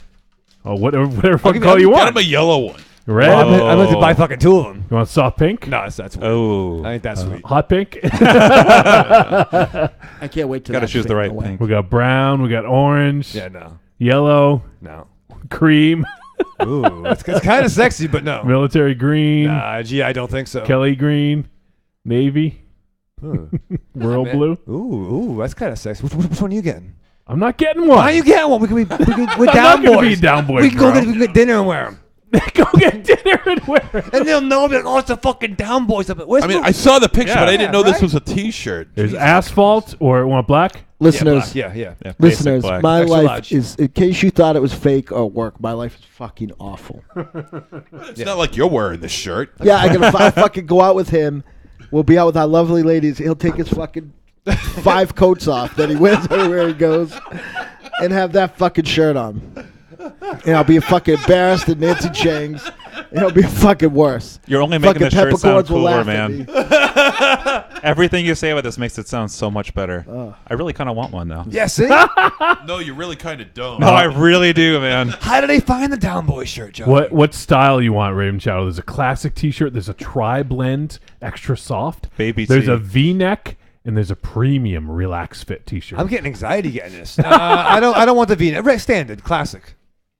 Classic. Yeah, classic. Yeah, but regular fucking T-shirt. What would you pick, Dynamo? Yeah, regular. What would There's you- a tank Just top. tank Oh, you can get. Oh, dude. Yeah. You want a have baseball to- shirt? How about a No, onesie? tank top. You could get a baby You get a onesie. onesie? Oh. Oh my god. Oh. You want a hoodie? How much is the hoodie? Crew neck? Nah, it's great. A A t-shirt. tank top. Want a man. baseball T-shirt? I do kind of want to. How much is the tank top? Baseball T-shirt is $26. How much is the tank top? No, you can't get a tank top. I would wear at home. I wouldn't wear that out. I would You wear know the what tank you would top. look like I would wearing a totally tank wear top? it. What? Like a 12-year-old wearing a tank top. Yeah, like Yeah, your fucking spindly arms hanging out. hey, A New Hope likes my arms.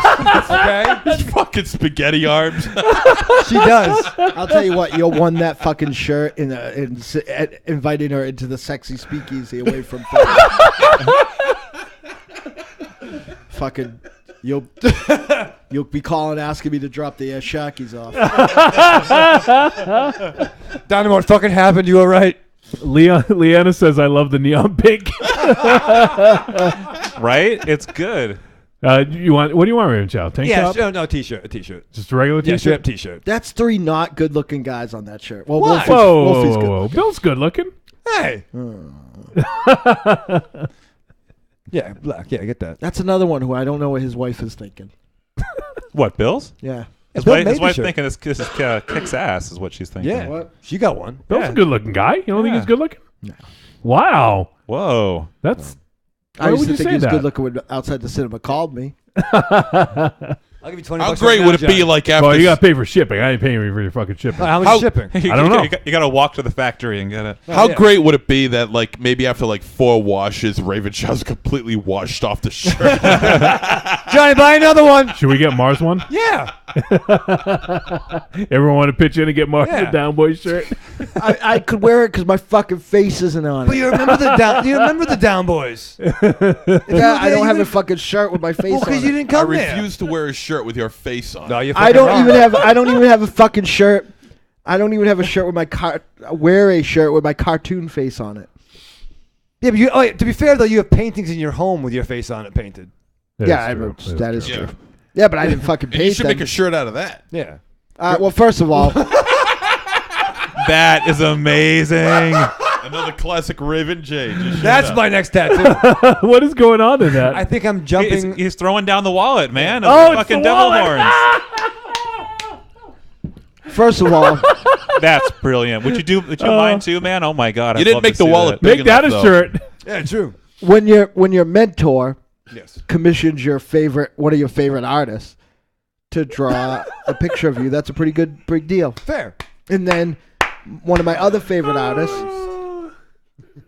That Actually, so that is amazing. a picture of me, isn't it? See, that other one, I don't think of a picture of me because it's what I made. It's what we made our.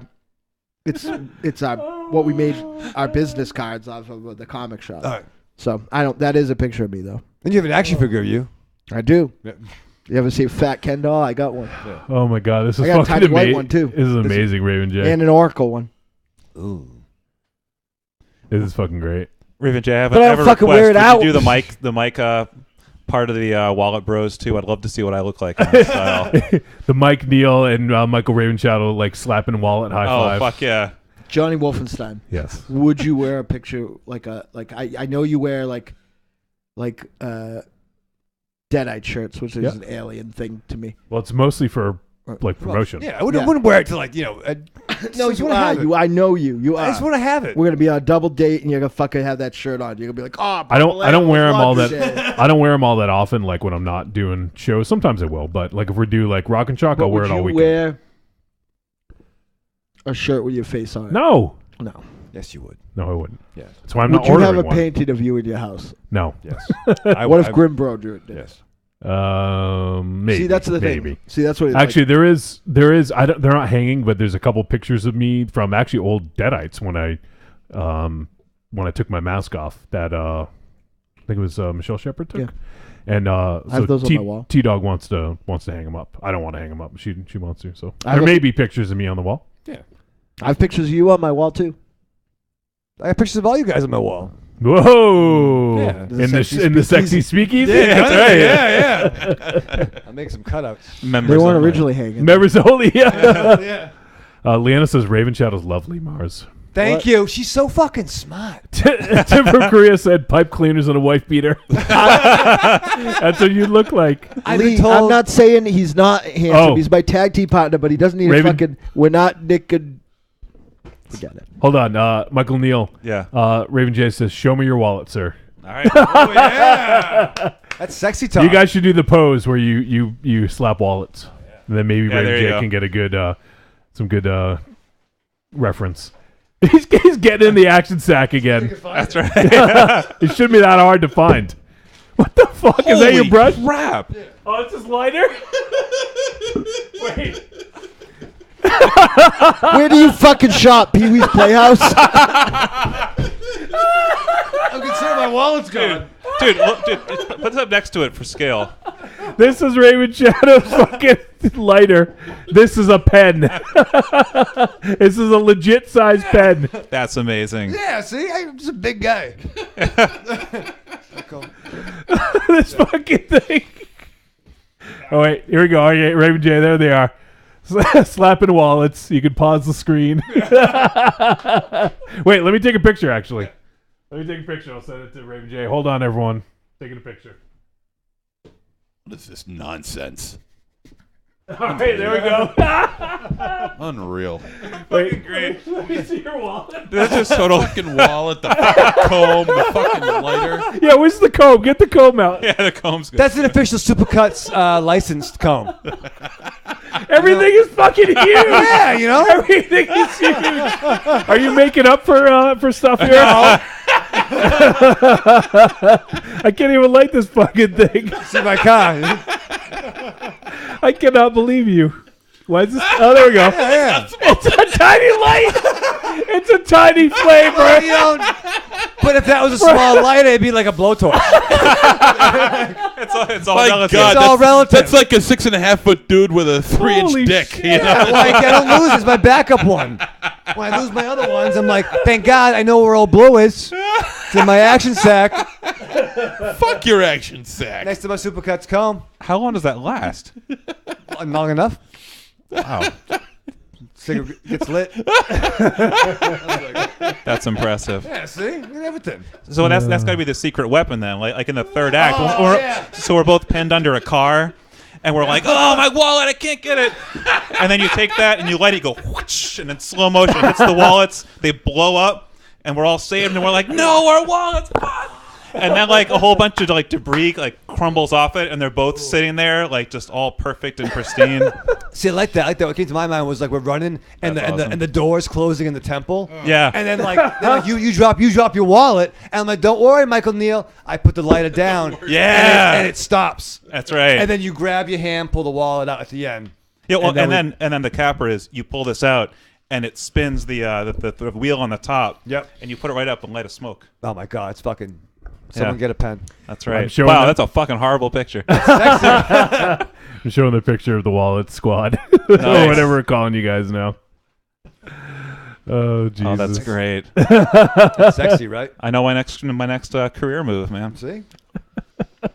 That's amazing. Leanna says, "Damn, that's a big lighter." Cordy says, "Damn it, man." My first time, Mike says, "Wallet twin powers activate." Yeah, the wallet twins. Yeah. Totally. To round things out a little bit, Form of a pack of smoke. I, Tim of Korea said that. I could be super proud because in 2018 there will not only be a film featuring me and these jamokes.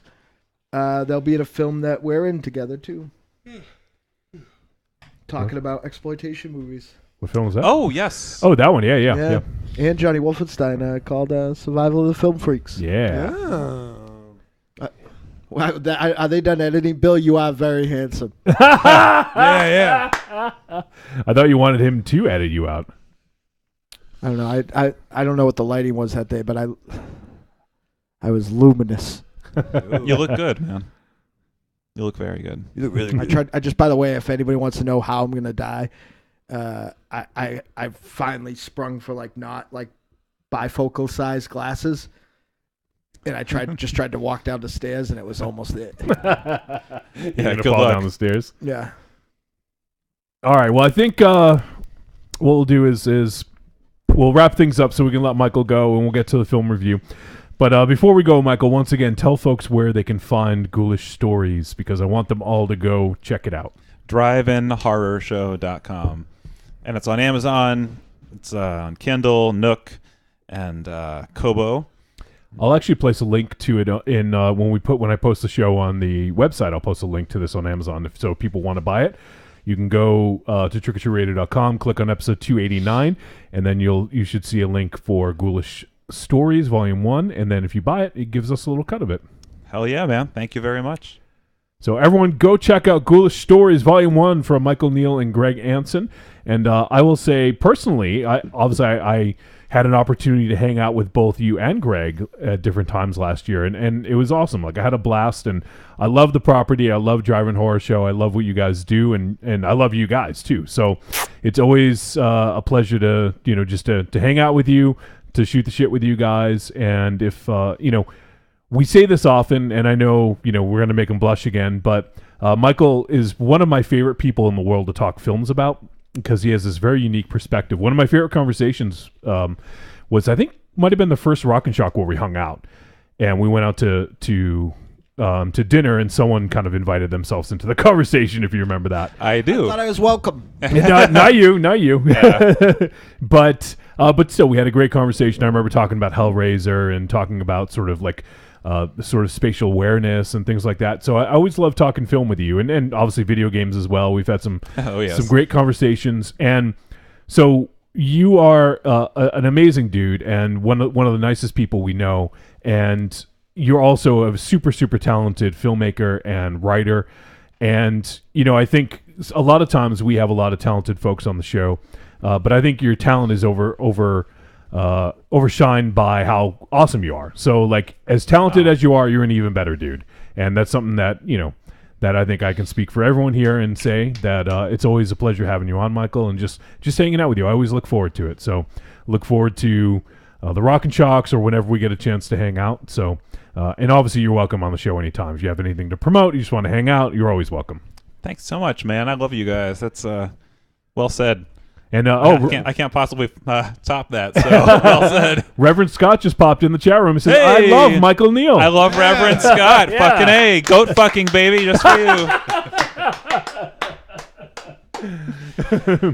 So I want everyone out there, go check out Ghoulish Stories Volume 1. If you do buy it, what you can do is take a picture of it. If you buy the paperback, or if you buy it on Kindle, take a screenshot and post it on the Trick or Treat Radio Facebook group, or if you're not there, if you're on Twitter, send it to us on Twitter at the Deadites, and just let us know that you purchased it. And if we see that you purchased it, we'll send you something, like just something digital, like a digital song from the Deadites or something, just as our token of appreciation for helping out our buds. So if you guys do purchase Ghoulish Stories, make sure to let us know, or you can send us an email, podcast@trickortreatradio.com. Send us a picture of you holding it, just a picture of it in your hand. You don't need to do anything crazy, or just if you buy it on Kindle or any of the other apps, take a picture, a screenshot of that, and send it to us, and we'll hook you up.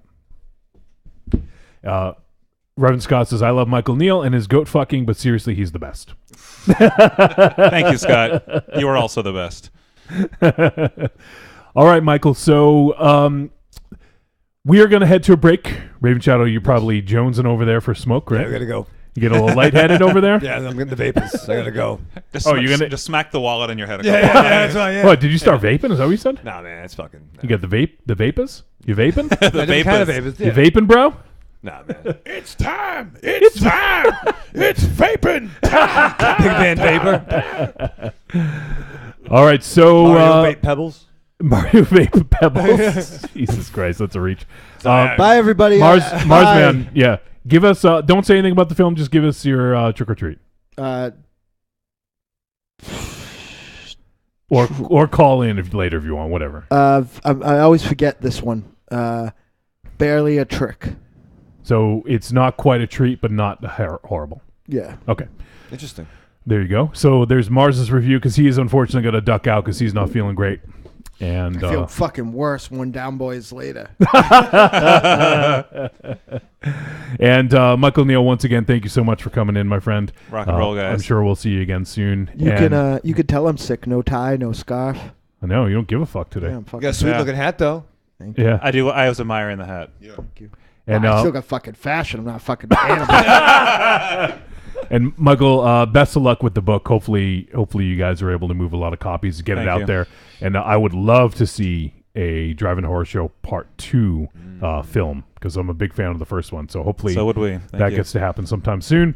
And is there anything else, Michael? Anything else you want to promote? Or Jasper Tales? Let's talk, real quick. Oh, yeah.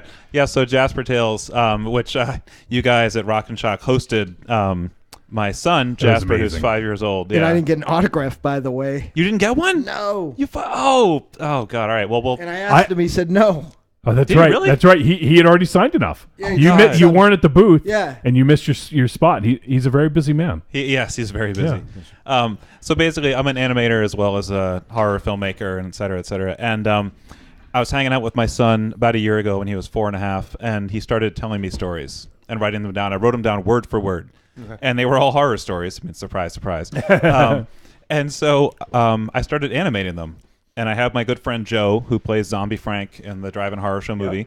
He's a really good friend. I had him draw the different parts of the story. and I colored them in crayon and animated them using the same crazy software we use for Infinite Santa, and just awesome. put them together. And it was all free. I had my dad do some piano for it. Yeah, that's So, amazing. Yeah. Yeah, it was pretty wild. Did some Chopin for the first one, and he played some Christmas music and all that. And it's been great. I mean, and he narrates everything.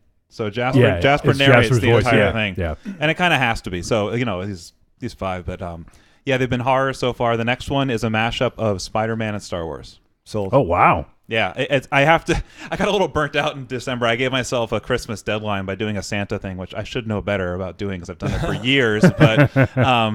But yeah, so I kind of burned the candle at both ends during a busy time of year anyway. So I took a little time off, and I'm jumping in. I have art. Joe, who does the art, has always wanted to create something, so I've had the art for a while. I'm gonna color it pretty soon and start animating again.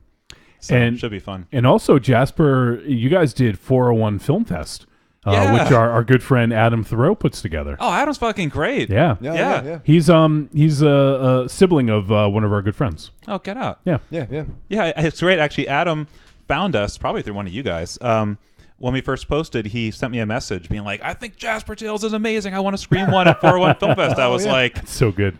that's awesome. Yeah, dude, anytime you want. Yeah, so... Yeah, he's Oh, I want to play real quick, but yeah. I'm going to pause it. So go ahead and finish the story. Oh, no, well, that was it. And it was like, and he invited us down, and it was over Thanksgiving weekend, and we went down, and it screened the Bloody Bones. The first one screened at the festival, and that one also screened at Rock and Shock. And it's funny because Jasper knows about my life as a filmmaker and writer and stuff like that, but to actually be there and experience, it's like he was in the audience, like in front of people, and he was kind of like, he didn't even know what to do. Yeah. He went limp almost. He's like, he loved it, but it's just a strange experience. It's like, what's his point of reference for this? Yeah. It's all fucking absurd, right? It's all. Yeah, but he loved it, and it was, it's cool. And the one other thing, the kind of funny thing is, I was talking about how when you make a movie, you let it go afterwards, that like once you put it out in the world, it's not yours anymore. Right. And he got kind of upset. He's like, no, it's mine. It's yours and mine. He said, maybe the next one we won't release. And part of me was like, no, we're releasing this damn thing. And he's into it now. But like, It's hilarious, yeah. it's just funny how little kids do that stuff, Let me just play. You guys will obviously only hear the audio, but I'm going to play Bloody Bones, which was Jasper Tales #1. Nice. Jasper Tales. I would like to make a movie when I grow up. And it's going to be called Blood Deadhead. And when I make the movie, I would like to watch it when I'm a man.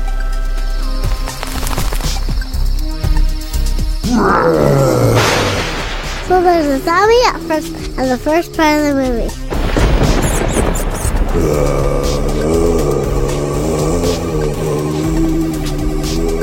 And someone else comes in. The zombie fights the person. The person wins because he cut the zombie's brain off. The end. Oh, so good. Yeah. He was 4.5 when you recorded that. Yeah, and wrote that. And it's crazy. The newer ones, you can actually hear his voice change. Like he's more... Barry White. Better. I'll tell you, It sounds like Barry White. Jasper Tales. Here, let me. This one actually works really well with just audio. Okay, let me do just the audio of this one. This one's even shorter. Yeah, Scary Christmas Day. This is the one I busted my ass to finish in December. Jasper Tales. Scary Christmas Day. Oh yeah, you can hear the difference.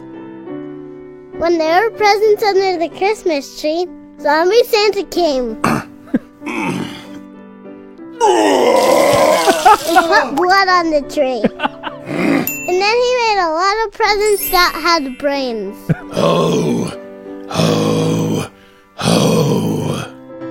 When Christmas Day was over, the kids were really sad. Because they didn't get any presents. They just got brains. Ho, ho, ho! Merry Christmas! It's a better holiday Christmas movie than Red Christmas. That's for sure.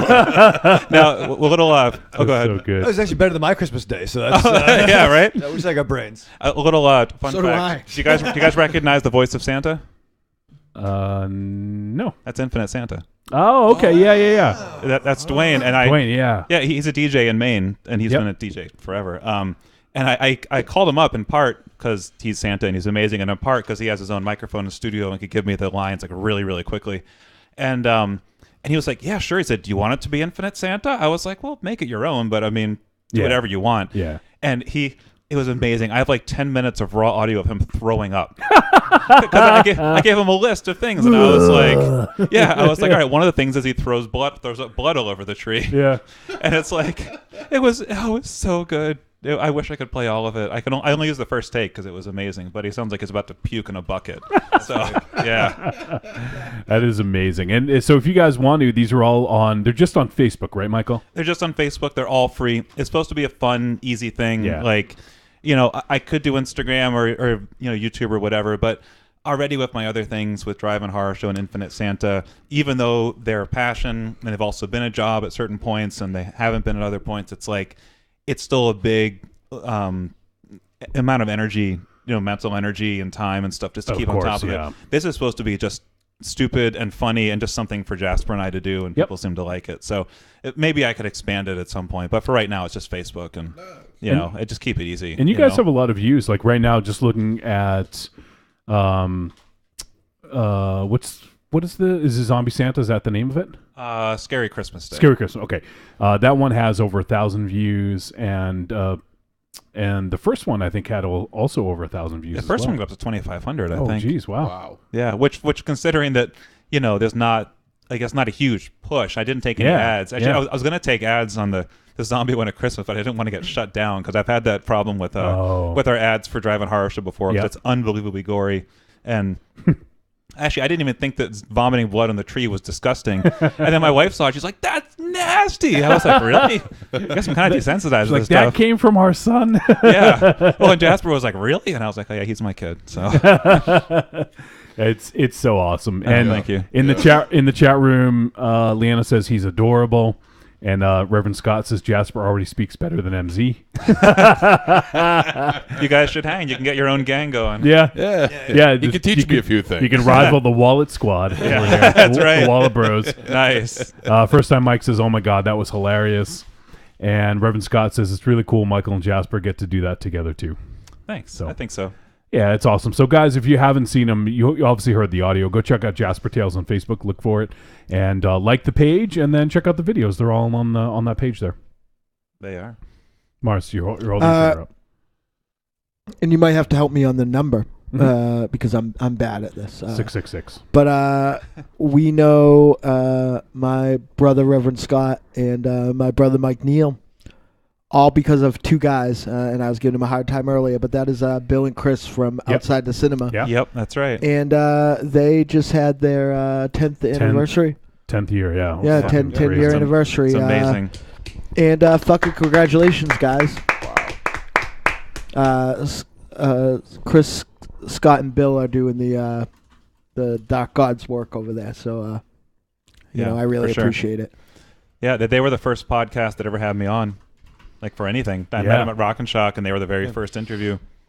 And, those guys are the best, and it was awesome. We talked about it a little bit last week, but Raven Shadow and I got to hang out with Bill by Force, the Down Boys, the infamous Down Boys shirt. Yeah, nice. And so that was awesome, and and we owe a lot to those guys, and obviously we wouldn't have met Michael, I wouldn't have met Reverend Scott, so. And there's I'm sure there's a host of other folks that found out about our show through them. So wouldn't have met Jasper, and that's really all that matters. Yeah, exactly. That's right. So he loves you, man. So can't thank those guys enough, and congratulations to Bill and Chris and Outside the Cinema for 10 fucking years. It's amazing. That's pretty incredible. So, all right. Well, I think I'm glad. Mars, what? Nothing. Oh, you're saying bye? Okay. So I wanted to make sure we talked about Jasper Tales. So everyone, go check out Ghoulish Stories Volume 1 from Michael Neal. Get it, and then also follow Jasper Tales. And if you haven't seen Drive-In Horror Show, check it out. I assume it's still available on Amazon and all those other places, Michael. Oh, yeah. I think right now it's included in Prime. Oh, at the moment. Look at that. They do. Don't quote me because it won't show me because I already own it. But But yeah, I'm pretty sure it is, and it's all on our Drive-In Horror Show website. Yeah.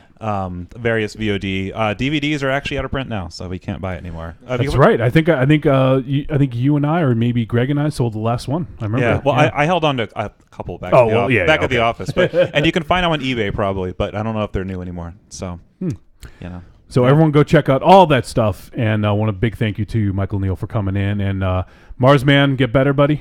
Thanks, man. And Raven Shadow, Yes. you sit down to watch Diverge. What do you do to prepare for this movie? Exactly how I feel. I get excited, you know. I get excited because it's Super Bowl Sunday, right? Yep. Super Bowl Sunday, blitz for 6. You're getting blitzed for 6. Well, that's the thing, you know. Win or lose, I still booze. So strap on. All right, we'll be right back. Do you love a scary story? Do you love to dance? The Big Scary Monster Haunts at Midnight is a collection of dark songs about sex, love, death, revenge, and the end of the world. Brought to you by the world's greatest monster hunting electroshock band, the Deadites.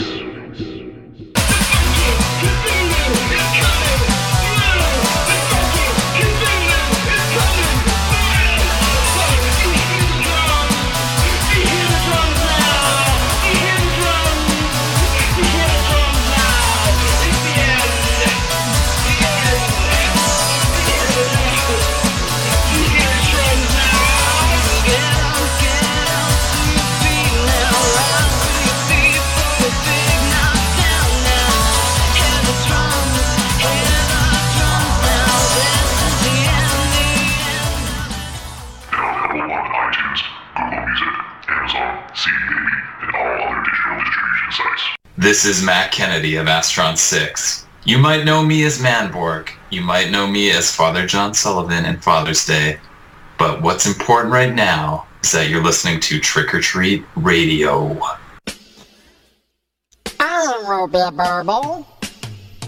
What's up, y'all? It's me, the Yeti.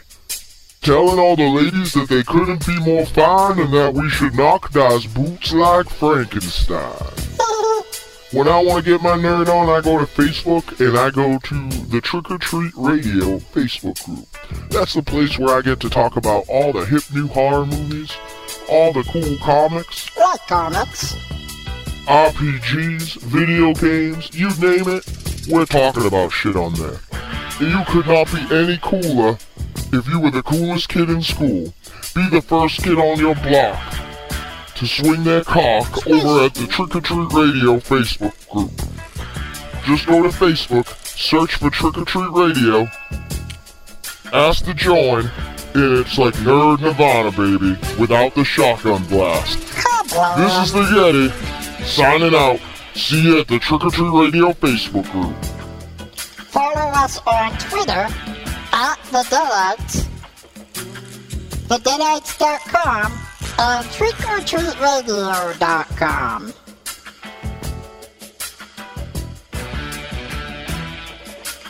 I can tell you I'm never coming back on this show.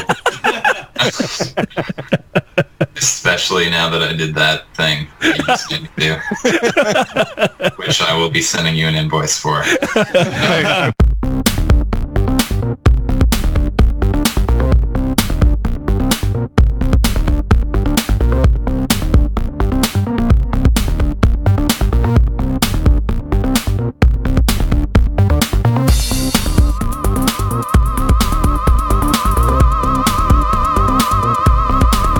All right, we're back on Trick or Treat Radio. That was fun.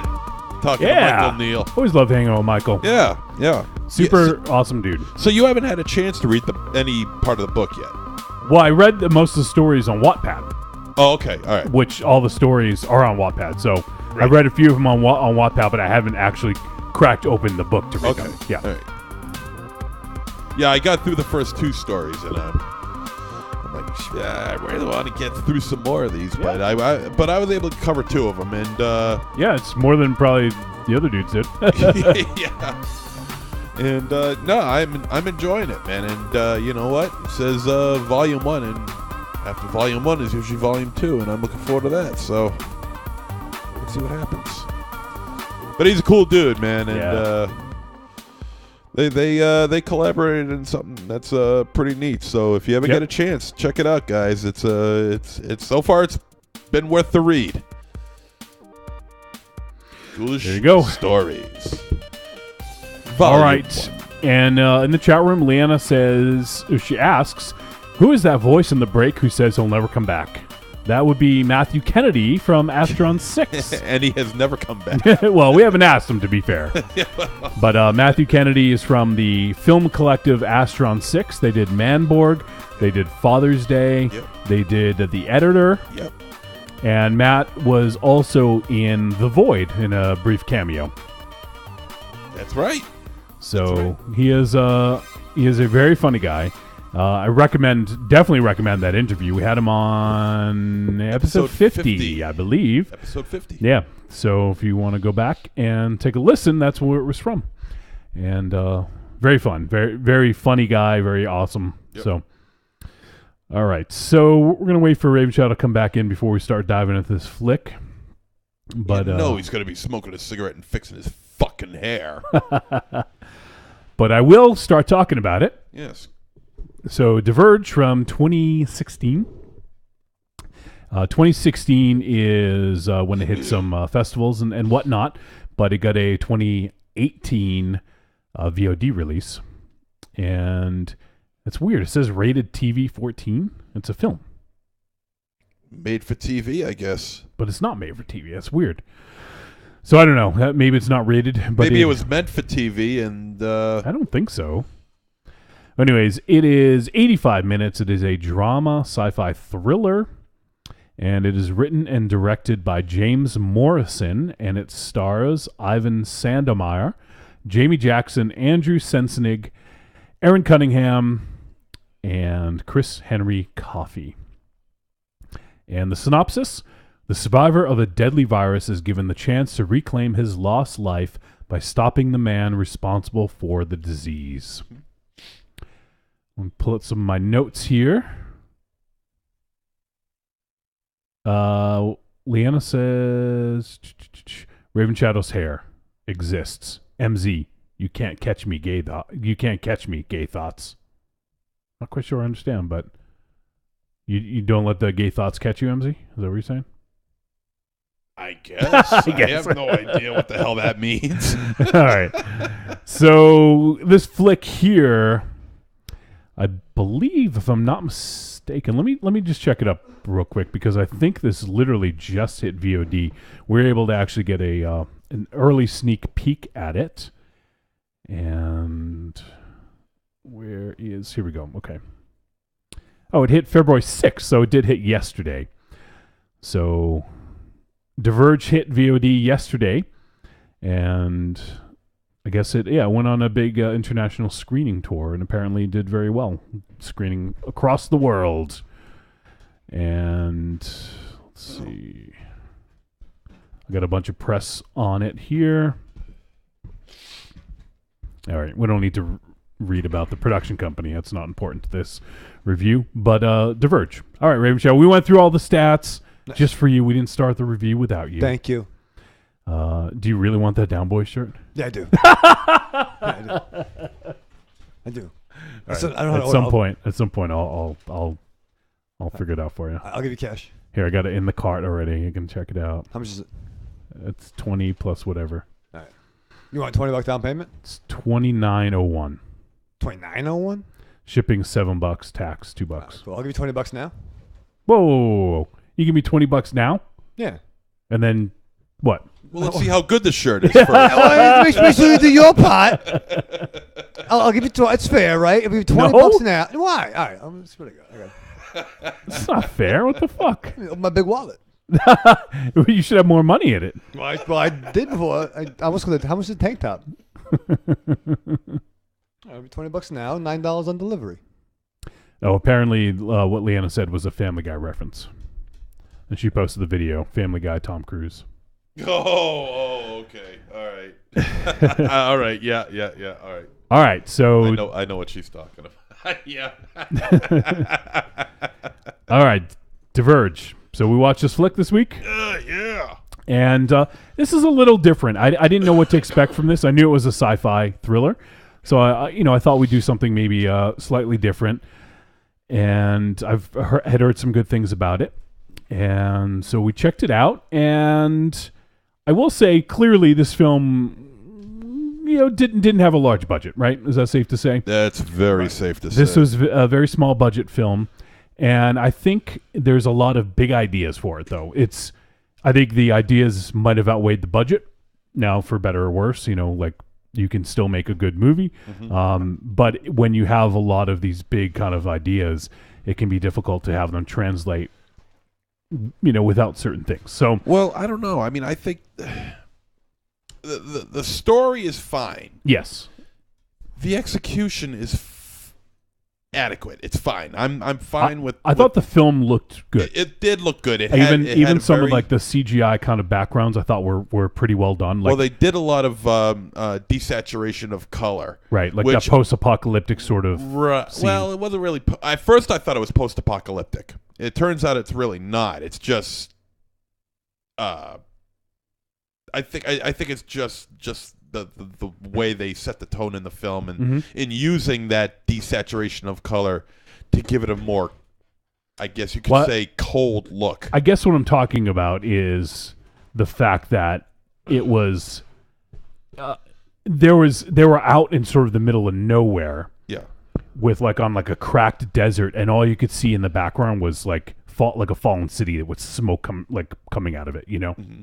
So to me that kind of says, whether they intended or not, kind of a post-apocalyptic setting where the fall of mankind, and I thought it was at first, and then as the movie progressed, I kind of felt like, well, maybe not. I don't know. There was something about it that just kind of had me thinking that way, but it turned into something different, and not that it matters in the film at all. I don't think anyway. The one problem I really had with this film was all the characters' complete lack of sense of urgency. I mean, you got something going on here that's presumably widespread throughout the world. So, and just sorry to stop you, MZ, real quick, but let's just give a quick for people who haven't seen the movie or don't want to see it. Right. There's basically a virus that spreads and is killing people, and it starts as what looks like kind of like a kind of pussy sort of rash, around the neck, and eventually you'll die from it, and it spreads.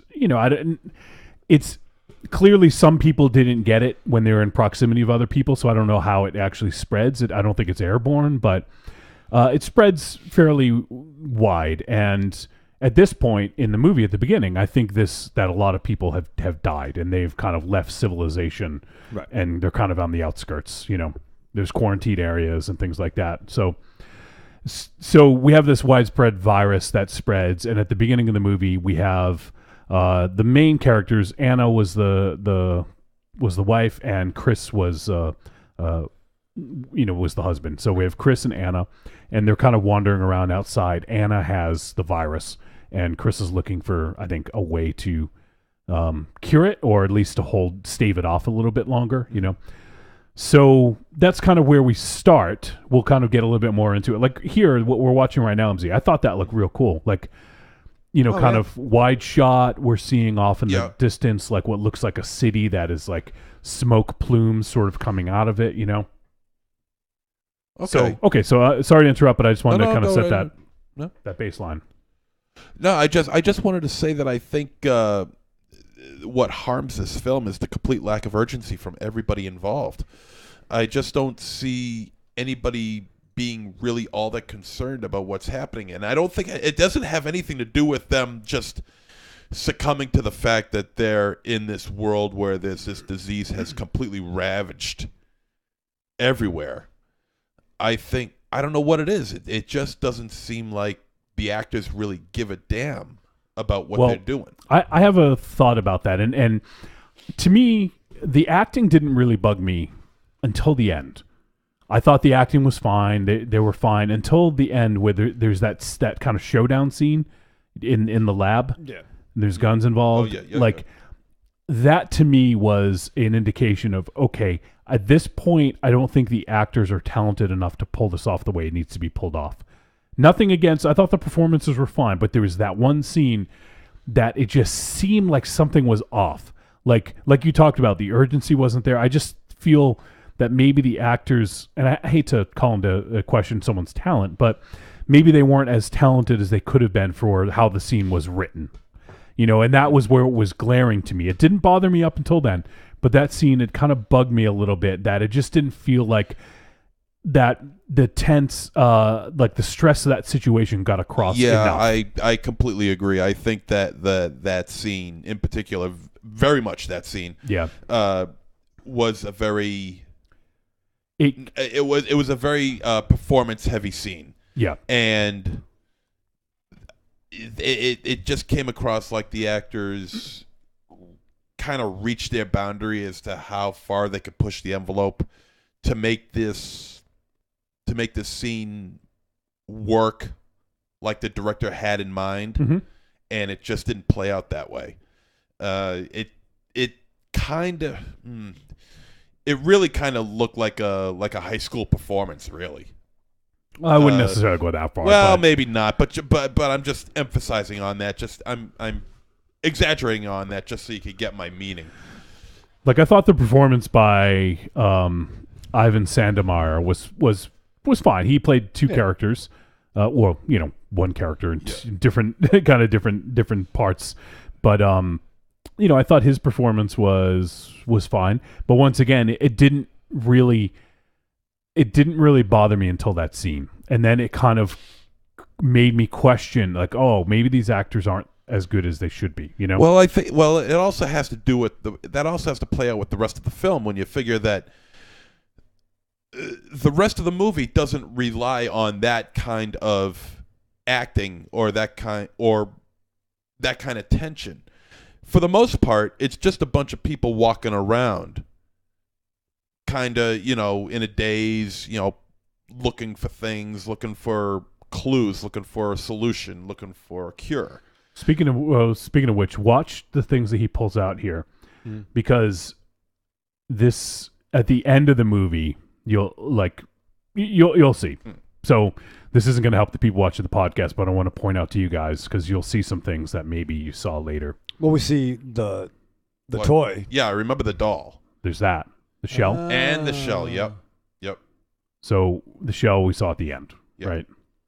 Okay, yeah. Yeah, I like this scene. I liked what she's doing here. Yeah.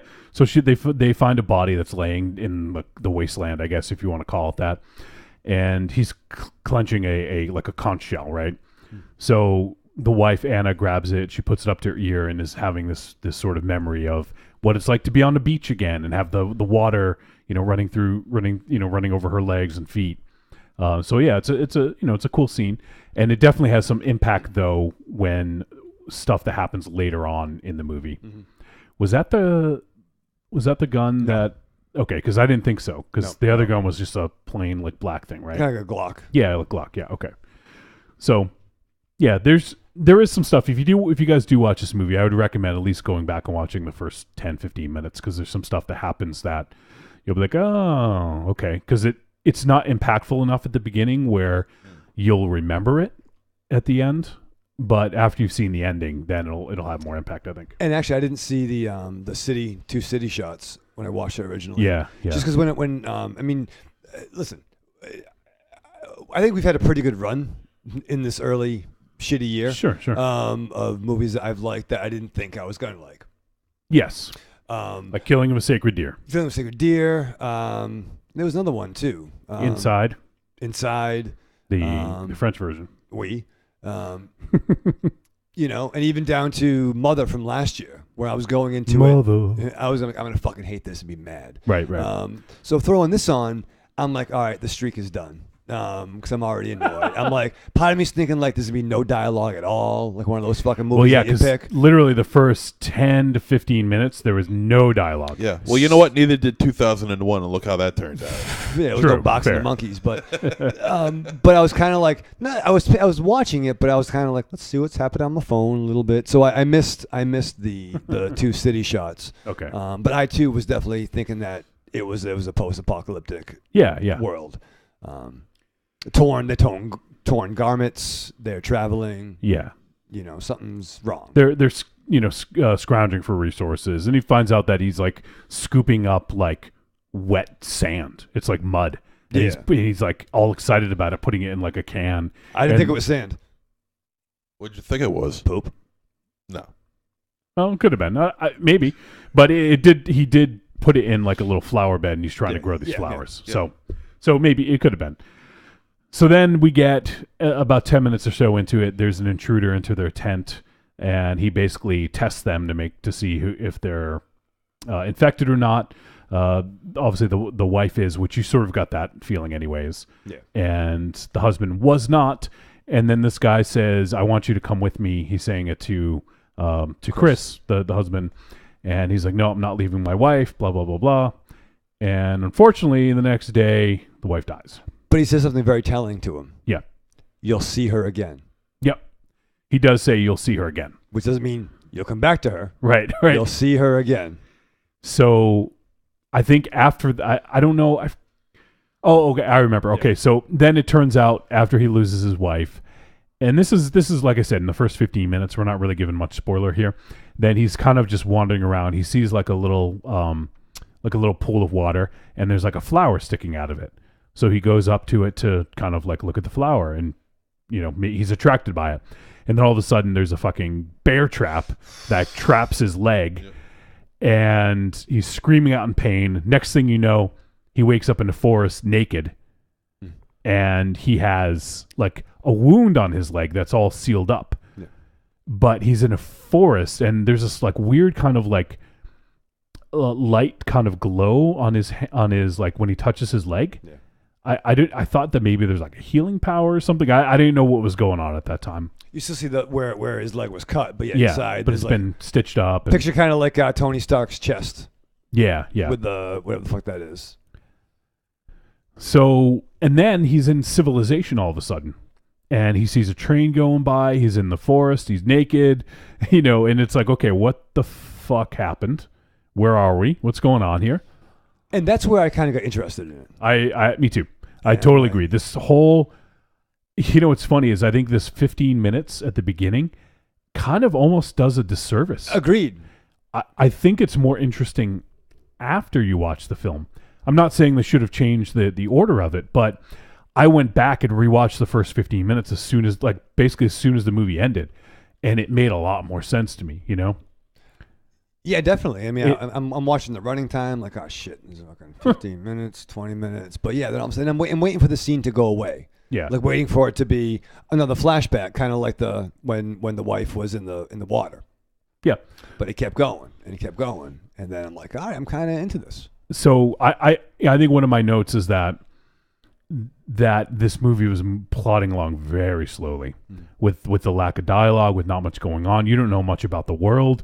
And it's like, okay, you have this certain amount of time before you get lost, and they were really dangerously close to losing me. Yep. And then things changed, kind of like right at the right time. Like they could have waited maybe, they could have done it a couple minutes sooner maybe, and then all of a sudden it's like, okay, now he's in this forest. What the fuck? Like what happened, And as we sort of work our way through, we find out there's some time travel involved. I don't want to get too deep into some of the spoilery stuff because this movie literally just hit VOD a day ago. But he is just kind of walking. What to me he knew the area, like it something he was like thrown off by seeing civilization again, and you could tell. I couldn't tell if whether or not he had never seen this before, it was all new to him, or if he knew it and was surprised to see it again. That's kind of where it was at the beginning, but then he realized that it's not foreign to him, and he knows kind of the lay of the land, so to speak. And he walks to a building, and he's looking at the building, and all of a sudden his wife walks out, And it's like, oh, okay, well, what's his wife doing? And so you get the point, you get the idea that, and then he follows her basically, and then she kisses another man, and he's like, at first you're like, what the fuck? Like she's making out with another dude, but then come to find out that it's actually him. Yeah. Yep. Which you never would have expected. Right, because he has long hair and a beard, and it's hard to make the correlation that that's him at first. Yeah, you know? Yeah, because it doesn't look anything like him. I mean, because he's kind of gruff looking, you know. I mean, not just with the beard and the hair and everything, but just the hell that he's gone through as well.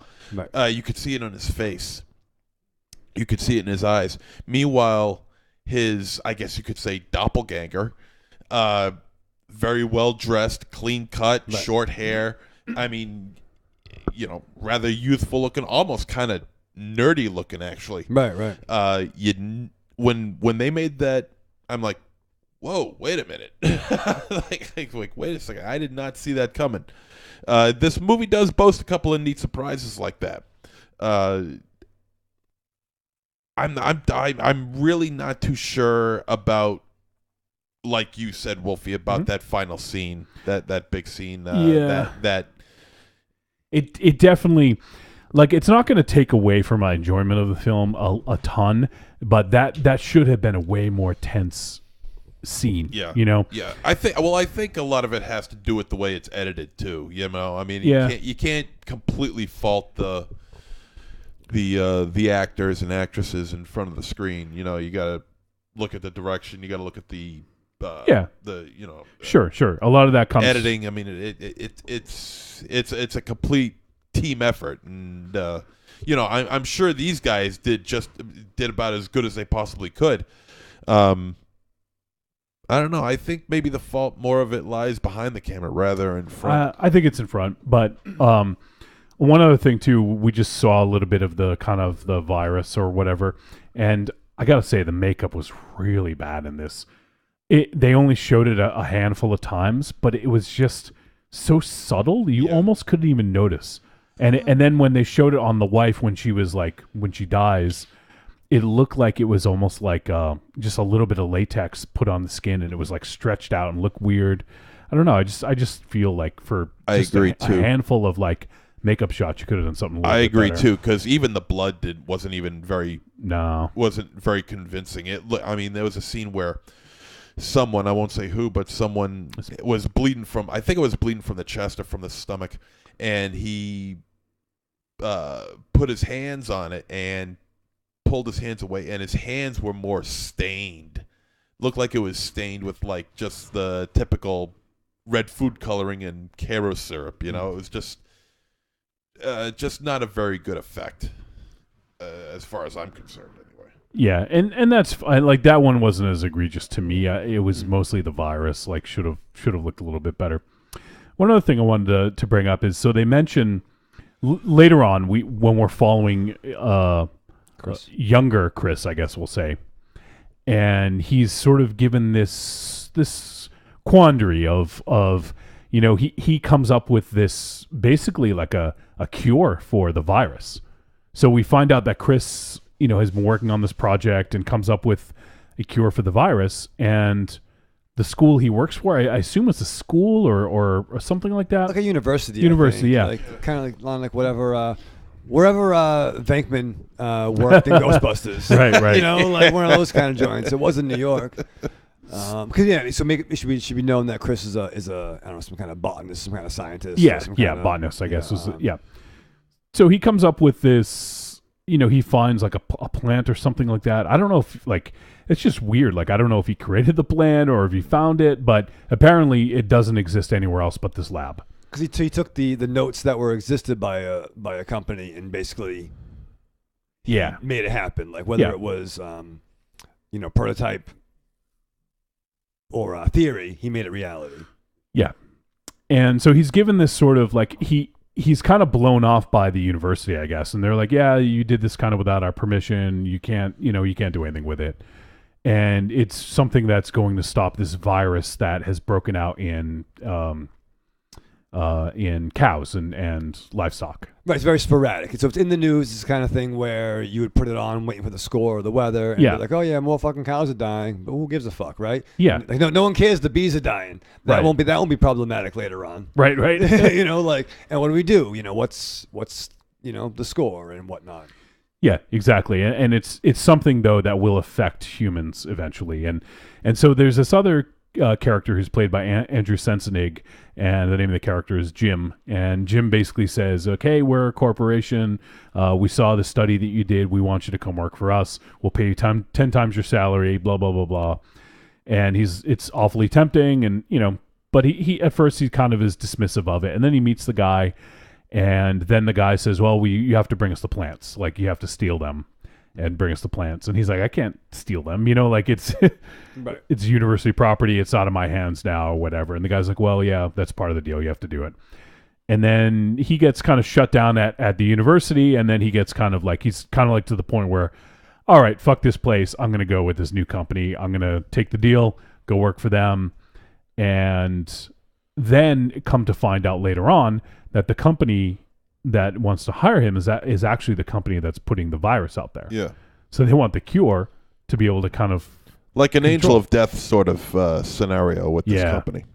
And now the company was called Tyrell Tyrell. Pharmaceuticals. Mhm. Did that ring a bell to either of you guys? Tyrell? I think it did, but I don't know why. Have either of you seen Blade Runner? This is the Tyrell Corporation. You know what? Yeah, you're right. I don't know if there's any connection, if there should be any connection, or if it's just happenstance. But I heard that immediately. I was like, where have I heard that? I'm like, my first thought was Alien, but that's Alien was Brand. the Wayland Yutani. Wayland Yutani, yeah. Yeah. But there apparently is a connection between Wayland Yutani and Tyrell. That's that Prometheus, I think, kind of explores a little bit. That Alien, I think, was like a prequel, or like Alien and the Blade Runner universes exist in the same universe. Mm-hmm. There's some theories about that anyways. So Tyrell, though, I just thought that was an interesting choice, and I wonder if there's any correlation there, I'm sure it had to be. or right? if it was just happenstance. Or just So- a I don't nod. see any correlation between this and Blade Runner at all. It's outside of Tyrell Pharmaceuticals. I don't see any reason why there would be. Well, just in the fact that maybe this is prior to that. Maybe because life was expired, and the Tyrell Pharmaceuticals were they control the virus, and so maybe in order to maybe it was their plan to create AI or these what do they call them? Replicants. Replicants, yeah. Like I wonder if they wanted to wipe out some of the human race so that there's a need for replicants. Interesting. I'm not saying that that's the case. I'm just presenting it as a hackneyed theory. That is a far-fetched theory, man. But I mean, once again, it clearly is not. It clearly doesn't have anything to do with the movie. That's just me kind of waxing philosophical about what the filmmakers could have been thinking. I don't know if that's even true. I didn't even research this. It just kind of came to me. So, but just something to think about. Corny's taking off. Have a good night, Corny. See you, Corny. And so, yeah, as we talked about, the first 15 or so minutes were really slow. And then once he time traveled, at least Raven Shadow and I became more invested. What would you say, MZ? Did you become a little bit more invested? Not really. No. Things were moving along just a little bit too slow for me. Now I'm all good for a slow burn. Sure. But there's kind of no burn to this, Yeah, that's just it. It was just slow. You get more of there's more of a burn coming out of Raven Shadow's gigantic fucking lighter than there is in this movie. And there isn't much of a burn in that.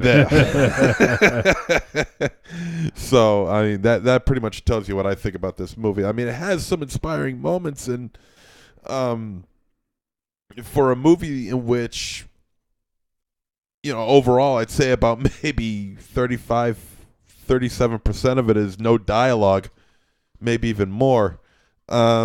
It's not, I've certainly seen better. Let's put it that way. I didn't really particularly care for it. I mean, I can understand why somebody might like it as an interesting alternate to the traditional science fiction slash horror genre, but this is not for me. Wow.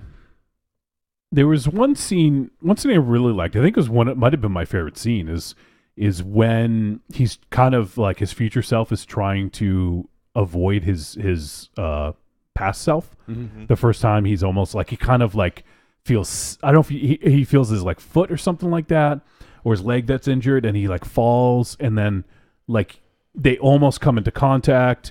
Like I thought that scene was pretty cool. There was some good stuff that they did there. And then we have this, I don't want to say too much about this revelation because it was shocking, but we have the character he was supposed to find in the past, the author. What happens there was like, yeah, that was surprising. That was kind of like, holy shit. If we're going, I mean, and there was some kind of clues. Yeah. After that happened. Yeah. But I thought that's kind of interesting to me. There's definitely some things that I agree with what MZ was saying, but I was still kind of locked into this. Yeah, I was too, actually. Yep. And I liked I don't know what the budget was, but they had kind of big sci-fi ideas. Dreams with Boone's Farm budget. Yeah, because there was kind of some elements of, and I'm only meaning this in a certain context, like Back to the Future meets 12 Monkeys. Yeah, okay, yeah, I can see that. And not exactly, but you know what I'm saying? Like that would be my kind of pitch, like an independent, low budget version of that. Okay. Without giving anything away. Yep. Because then now I'm like, what the fuck's happening here? Once again, doesn't help if you're not in studio, but he's not having fun here.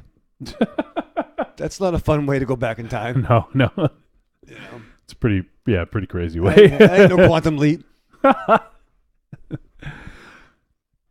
But I like, I want to talk about this one point, but it's a spoiler, and I just don't really want to go there, I guess. It's something different that you've seen in time travel movies. Yes, we will say that, because you're always told not to come into contact with yourself or create this like temporal like paradox or whatever. Right.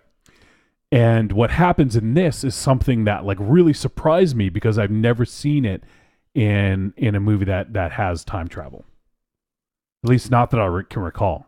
And kind of even like comics is a genre that especially as of lately loves. They're just not even like, the big thing now is taking alternate versions of a character, and bringing them to the world, whether it's Miles Morales, Gwen Stacy as Spider-Woman, that kind of shit, and just populating characters from other worlds. And plenty of doppelgangers. So, but yeah, there was a couple things here that I liked that twist. Yeah, no, I agree. I agree there. I think that there was it definitely did some stuff that was slightly different. I'm not going to say it's original because I haven't seen all the time travel movies, but something definitely different that you don't typically see, especially because they always say don't ever come in contact with your future or past self. And there's some stuff in here that sort of is like, oh, okay, well, that is a different way to go about it. And one of them was like, it was kind of shocking when it first happens. It's like, whoa, you can do that? But it seemed justified, because sometimes in time travel movies you think like, oh, well, that can't happen, or it doesn't make sense because it's hard to make heads and tails of it because there's so much going on. But I thought this one was fairly straightforward. There's not a lot that really like is confounding, that really is like, Right, you didn't really need larger explanations either. They give you a reason why it happens, and it makes sense in a sci-fi setting. Okay, perfect. This is what it is. So, and one thing I did want to mention, I haven't really, I don't think anyone's mentioned yet, was I really dug the score in this. I thought it was a really the score enhanced this movie a lot, and I think that the score did more for it than acting in some of the scenes, I thought. I don't know what you guys think about that. No, I really didn't pay much attention to the score. I was too busy trying to keep my focus on what was going on the screen, because I was just like, I was seriously, I was close to zoning. I stayed with it, but I was close to zoning out, man. I just felt that this was just a big pile of nothing. and honestly, I can see that. Like, this movie, once again, it was slow at the beginning, and then, like Raven Shadow said, it got me when they went back in time, and it kind of had me hooked until the end of the film. So I was kind of keyed in on it and going with it, and yeah, I mean, I think there's definitely some shortcomings in this, but overall, I think there were some good ideas and some decent execution. I know we kind of dance around a lot of stuff because there's some things I don't really want to mention because it is spoiler, and this movie just hit VOD. I don't want, if people want to go check it out, I don't want to ruin it, you know? No, I agree. And some of that was, I didn't know anything about this movie. Yeah. I didn't even see a poster. I wasn't sure what it was called. It was like D something. Diverge. Yeah. Diverge. The hell, Diverge. Remember when they were on The Facts of Life with Sexy Lingerie? That was awesome. Yes. But it is Diverge. It is it's a fine title. Like, it makes sense, kind of, you know, where the two sort of things diverge, and it is interesting, like, to think about, because there is some points missing to this movie that, like, you have to kind of make up in your head. Like, how did they get to this point at the beginning? And did what they did, the decisions that Chris made, change that outcome? Right. Because we don't really know exactly where it's going now. And the thing at the end with the shell makes me think, like, maybe it all happened again. I don't know, you know? Well, right, because I mean, you think if he chooses option A, that will cause the outbreak. Right. So you got to go with option B. And in this case, it looks like he chooses the different option, but we don't know what he chose first, right? Right. Or in one scenario, you choose both, and it still happens. Right. So we don't actually know, which I think is smart and kind of interesting, because there's nothing about this movie that makes me go like, oh, well, I didn't get enough information, so I don't know what happened. Yeah. You know, but I think you can ascertain certain things and then sort of come up with, oh, well, this must have happened, or this could have happened. And, you know, I think that's a really smart way, because it's going to, you know, spur conversation about it. And you still get enough of it. And there's a decent movie here that, you know, I think they were able to do some decent things with, but yeah, it kind of makes me want a little bit more, which I guess isn't a bad thing. Right. Still interested enough. And I think the explanation that they give has this make sense. You know, once again, you read a lot of comics. You put Batman in the Wild West, he's going to have some kind of Wild West Batcave. You know what I mean? Right. He won't have a Batmobile, but he'll have a Bat horse. Certain things will, like certain icons that we see throughout the timelines, and where they fit, especially at the end. And like I said, I didn't see the origami thing in the beginning. I missed. Yeah. Until later on, which becomes important. Yeah, and there's certainly some things with that, you know, that's interesting. So I guess before we go and, you know, say too much more, and there's not really much more we could say, to be honest, because of potential spoilers, I guess the best thing to do is probably just to go into a verdict and let people know what we thought of it, so then they can, you know, go check it out on their own if they want to or not. Because it's a movie that I think if you're interested in it, you don't want any more spoilers up to what we've already said. So let's go to a verdict on this one. Trick or treat, baby. I wonder if people would say you're a trick or a treat. Trick or treat, motherfucker. All right, verdict time. We'll let you know whether this flick was a trick or a treat, and any other thoughts we may have. And if you remember, Mars Man said it was barely a trick. So that basically means kind of down the middle, a little bit more on the trick side. I think we know what he's going to say, but let's go with MZ. Yeah, I'm going to hit on the trick side on this. It has a really interesting storyline. I just think the execution was off. I think the lack of urgency was simply not there. I just felt and we spoke of it before, the big scene at the end was underwhelming. Yeah. And that really hurt. I will take another look at it, though, just to at least just to try and understand maybe a little bit more of this, not to mention the fact that I want to hear that score that you were talking about. Yeah. So, but as of right now, I am going to say that this is a trick. All right, Raven Shadow. Yeah, I mean, if maybe this could have been better as part of like an anthology, like a series. Mm-hmm. You know, I could see this as a not quite like a Black Mirror type thing, but something along those lines. Yep. But still, overall, I like the scope they had and using the budget they had, and the set pieces and the scenery they had. I was into it, and I probably am not really the biggest time travel movie fan. I like them better than pregnant movies. Than pregnant movies. Yeah. There was a pregnant woman in this movie, yeah, though. see? True. So, yeah, that's a strike against it. No. I love that. That's a good big ups to childbirth. But no, overall, I liked it. It was fine. Is it the top 10? No, but I thought I was entertained. All right. It's a treat. All right. For me, I also thought this was a treat. This is, it's not too far over the line, but I'm just going to go flat out treat. And I think there's some really interesting ideas going on in this film. I do think that the budget and acting limitations didn't allow it to be what it could have been. But I think there's enough good here. I like the score. I liked a lot of the ideas. I liked the way it was filmed. I liked the way it was looked. Aside from the practical effects of the virus, of how it manifested on people, I thought that was really poor. But otherwise, I thought some of the digital backgrounds, like of the city that they did when they're in the sort of like future wasteland, I thought looked really cool. So overall, I did enjoy this film. I do think that with a bigger budget and with potentially better acting, it could have been more impactful and could have been a better film. But, I mean, you got to work with what you got, right?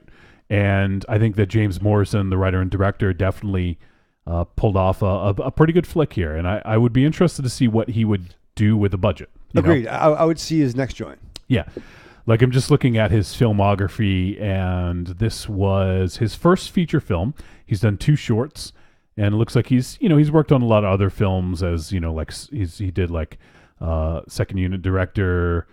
He's been like miscellaneous crew on other flicks and TV series and stuff like that. So I think this is a real strong showing, though, for James Morrison, and definitely be curious to see what he does next. Hopefully he'll get another flick out of this, because it seems like this has been reviewed fairly well, and it definitely looks like it won some awards and some festivals and stuff like that. So if this gets him another flick, awesome, because I'm really curious to see what else he can do with this. So, well, that is going to do it for our review of Diverge.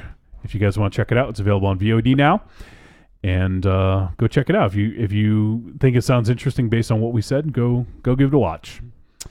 And let's see. I think we'll just go with the one break today. I think we'll go right into feedback.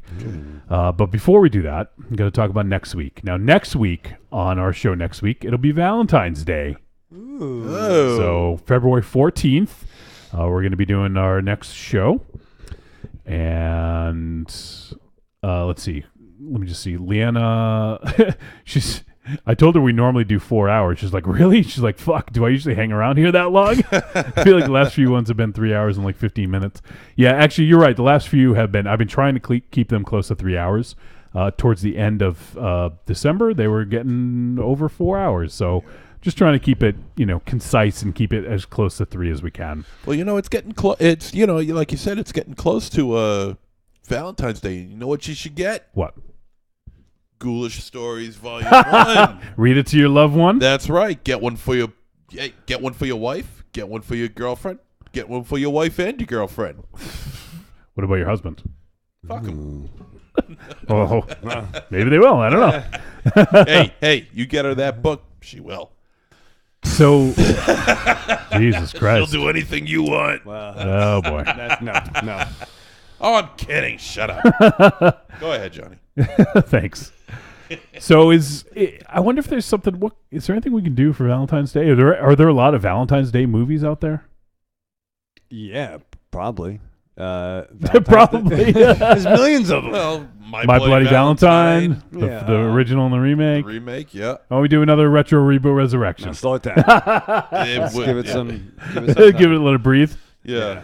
How about this? Maybe this is stupid. Maybe it's silly. Maybe no one's going to do it. But how about if people out there send us emails and voicemails, whatever you want, with a Valentine's Day greeting to anyone on the show. Ooh. It can be a host. You can send in like a Valentine's Day-esque card for MZ. Or Raven Shadow or Mars or Aries, myself, or maybe any of the guests that we've had on the show. Yeah. You're a big fan of... I'm sure all the guests get them and we get shit. You're a big fan of Mike Allred or R.A. Salvatore or Michael Neal. Any of the people we've had on the show. Jaja Blinks. Jaja Blinks. Yeah. Ms. of Oracle. Ms. M. Oracle. Yeah. Nikki Lucarelli. Yeah.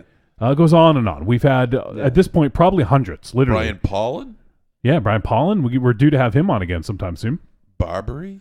Kevin Barbary. There's a whole host. Jakey Poo, Al Goro, CDR. Yep. Man, we literally could go on and on. We're gonna forget people if we even go down there. But maybe it's someone in the chat room. Joe R. Lansdale. Yeah, maybe you got a crush on someone in the chat room. Maybe you're crushing on Raven J's sexy Artwork, artwork. You know.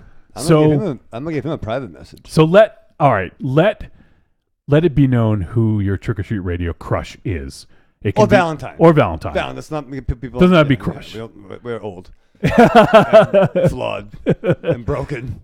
So you can interpret that however you want. It can be hosts of the show. It can be former guests, interviewees, whatever you want, or even just like a concept. You could do a gonga bong. Yeah. Maybe you love gonga bong. Gonga bong. Maybe Tony Timpone. Tony Timpone. Yeah. So use it however you want and send us emails and voicemails for Valentine's Day greetings for anything that has to do with Trick or Treat Radio. Yeah. How about that? And for a film, you guys ready for this one? I don't know. We are going to do a classic character. You think of Leatherface. You think of Freddy. Yeah. Think of Jason.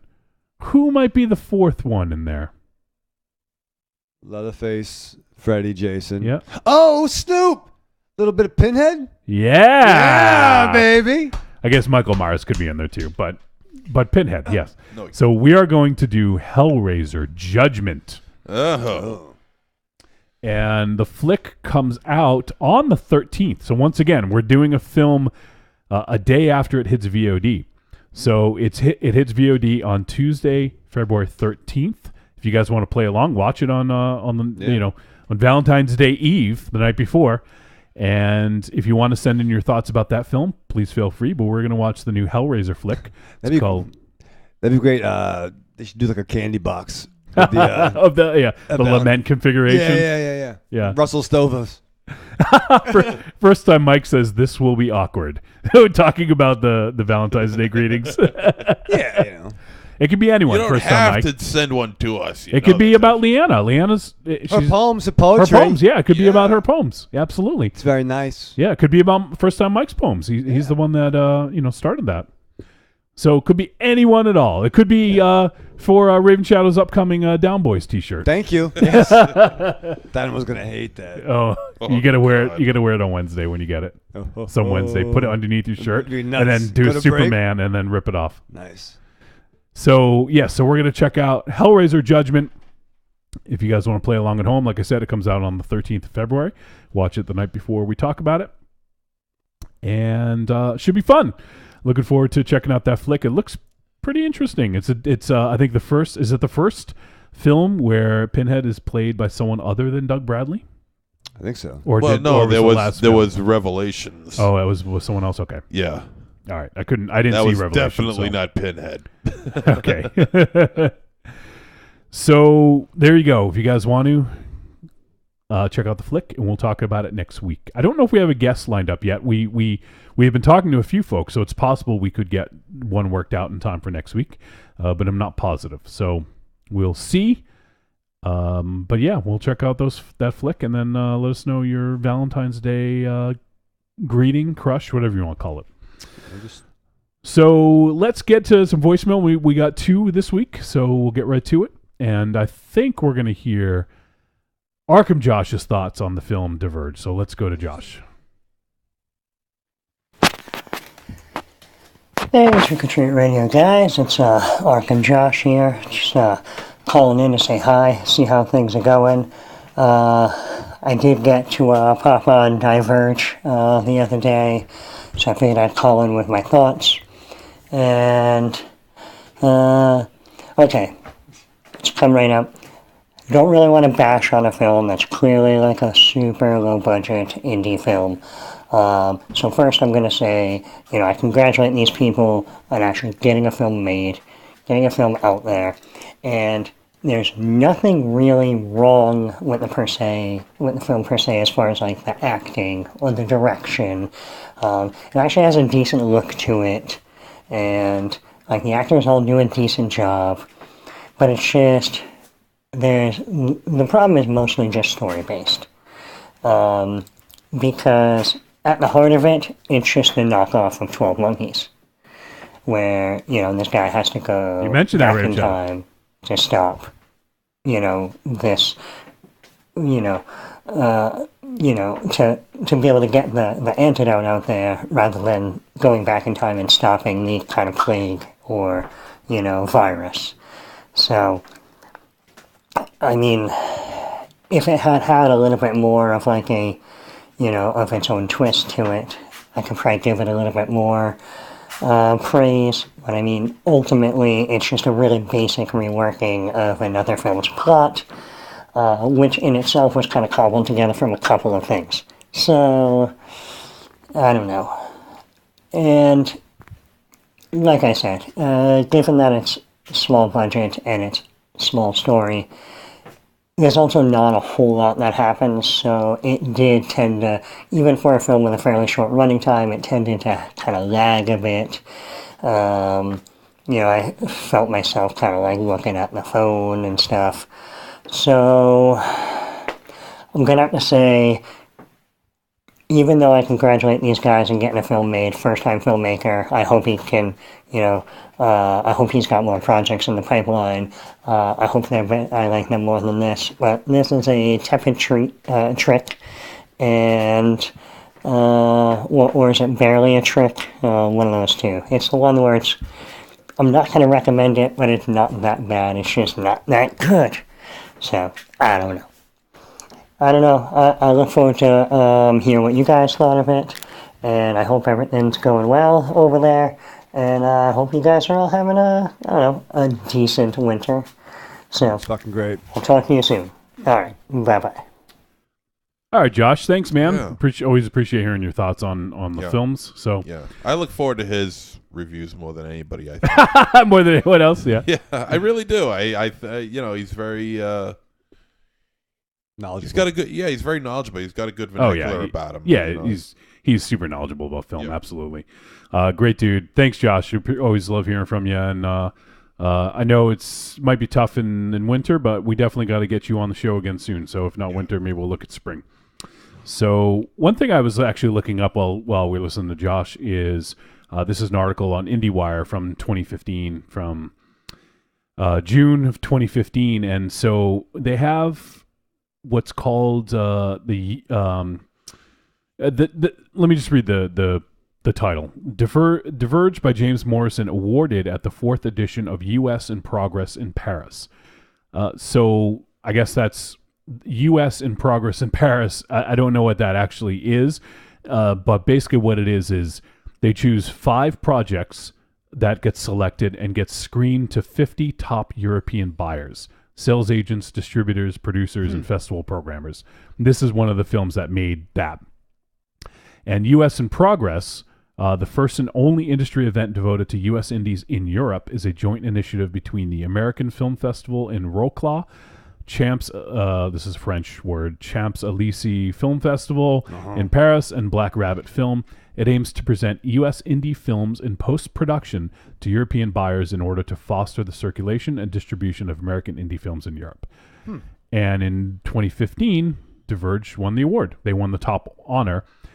And because of that, the winning film gets post-production and promotion award by the partners of the U.S. and Progress Paris. So they got Titra, TVS, they offered subtitling services.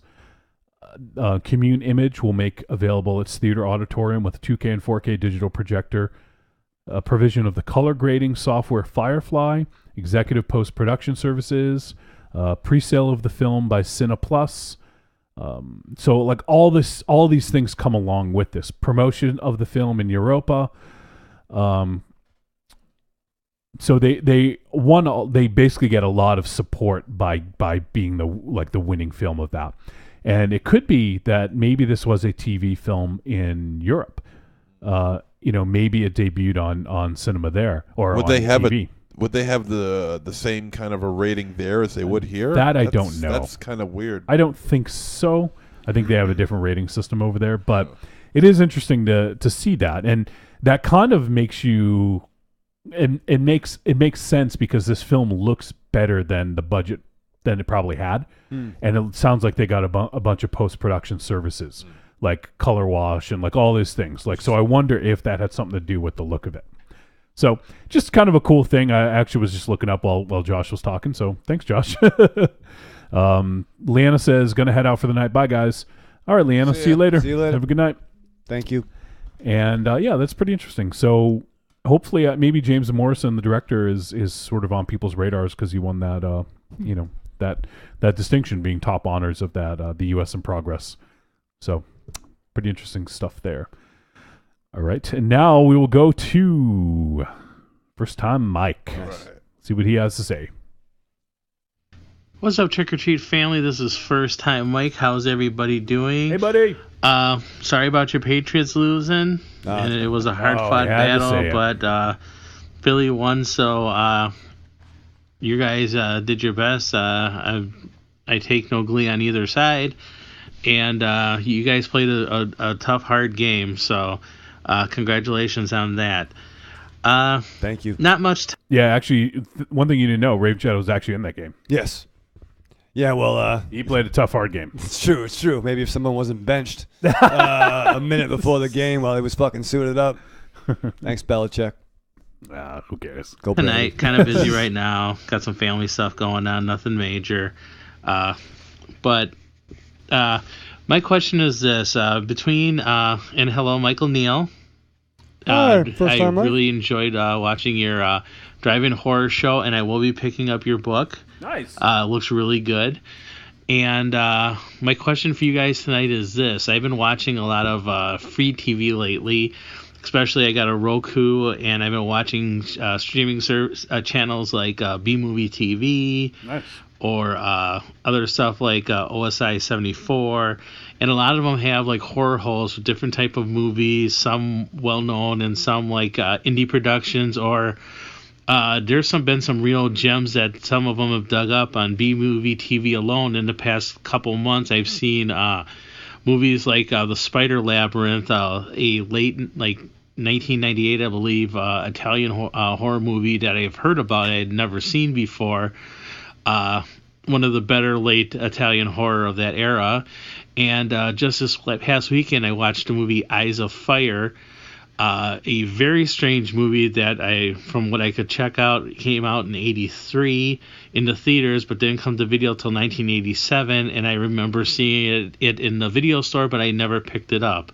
It's a very strange movie set in colonial times, and there's monsters and evil Indian demons, and it's a very strange movie, and I had never seen it before, and I'm not sure if it's out on DVD or not, but a couple little gems there, and a lot of them were hosted by different horror hosts. So my question for you guys is this.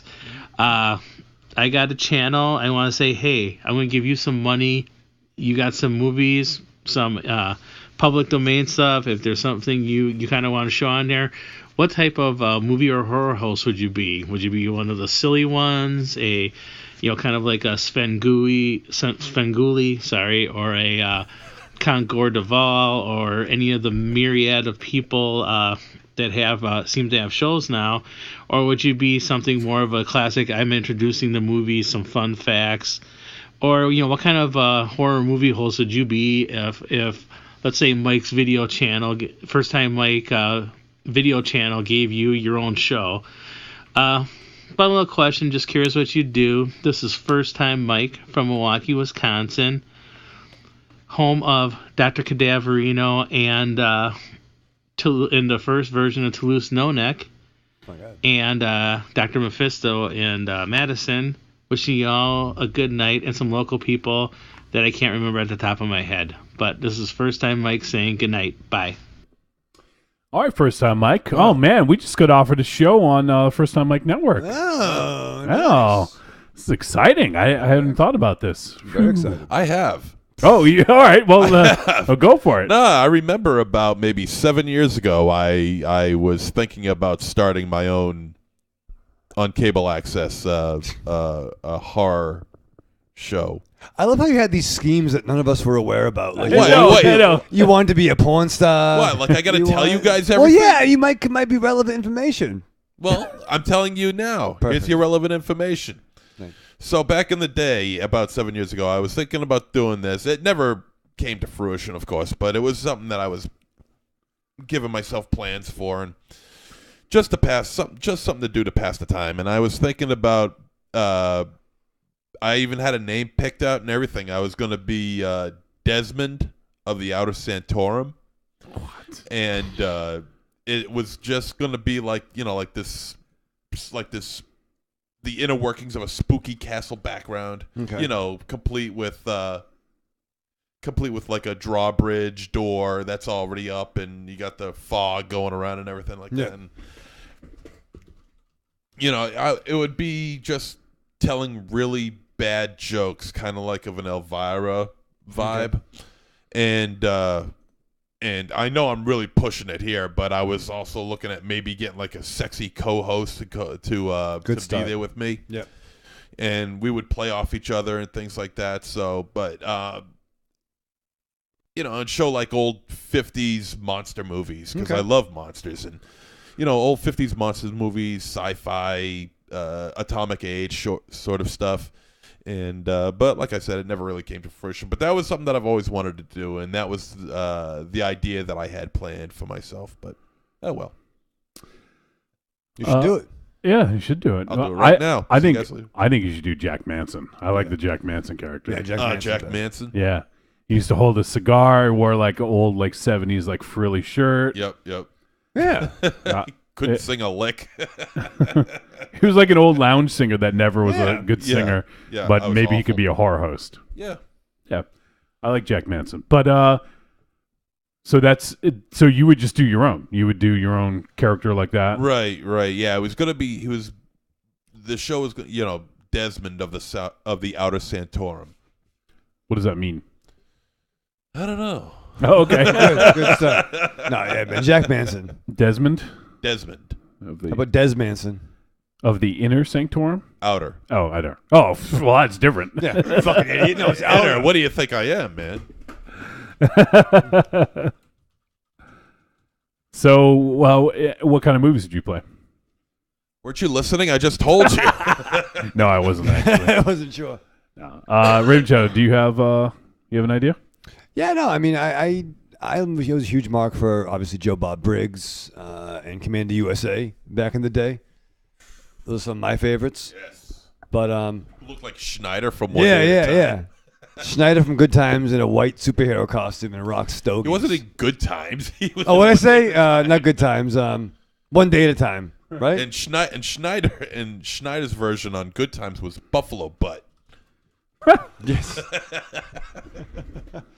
But no, I mean, I guess it'd be Raven Shadow, right? Be me at a bar. I'd be at a bar, right?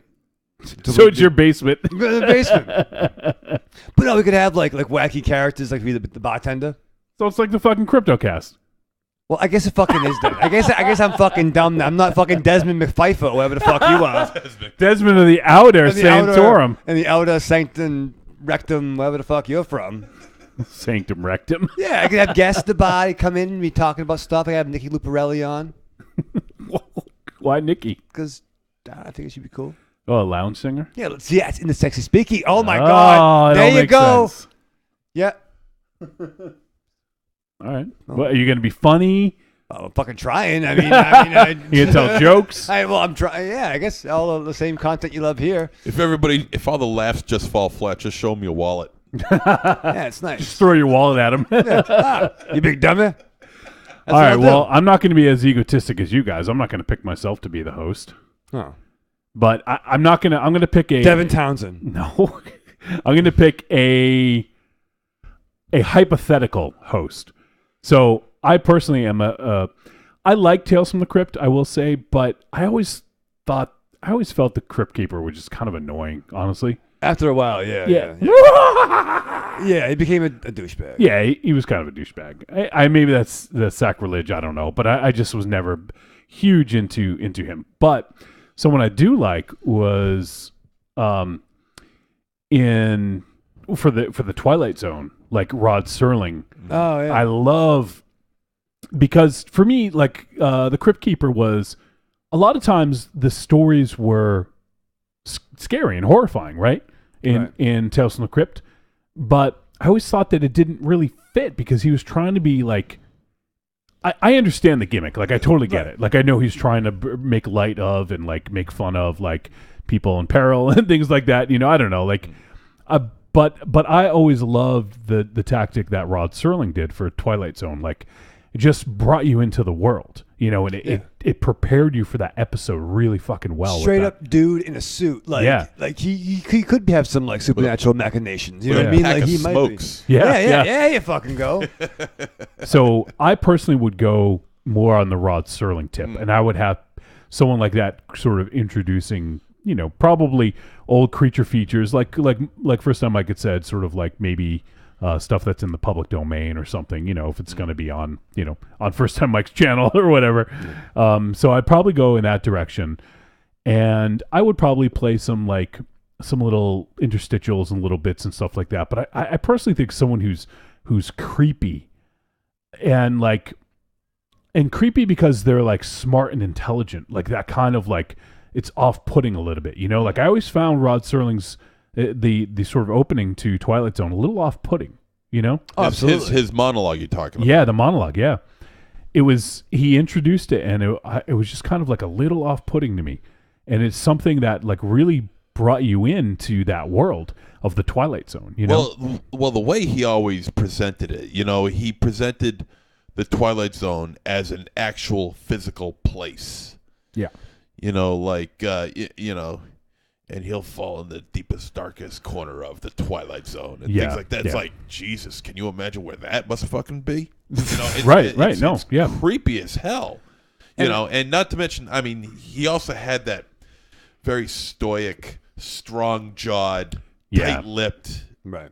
You know, the way he spoke and everything like that. There was virtually no emotion at all.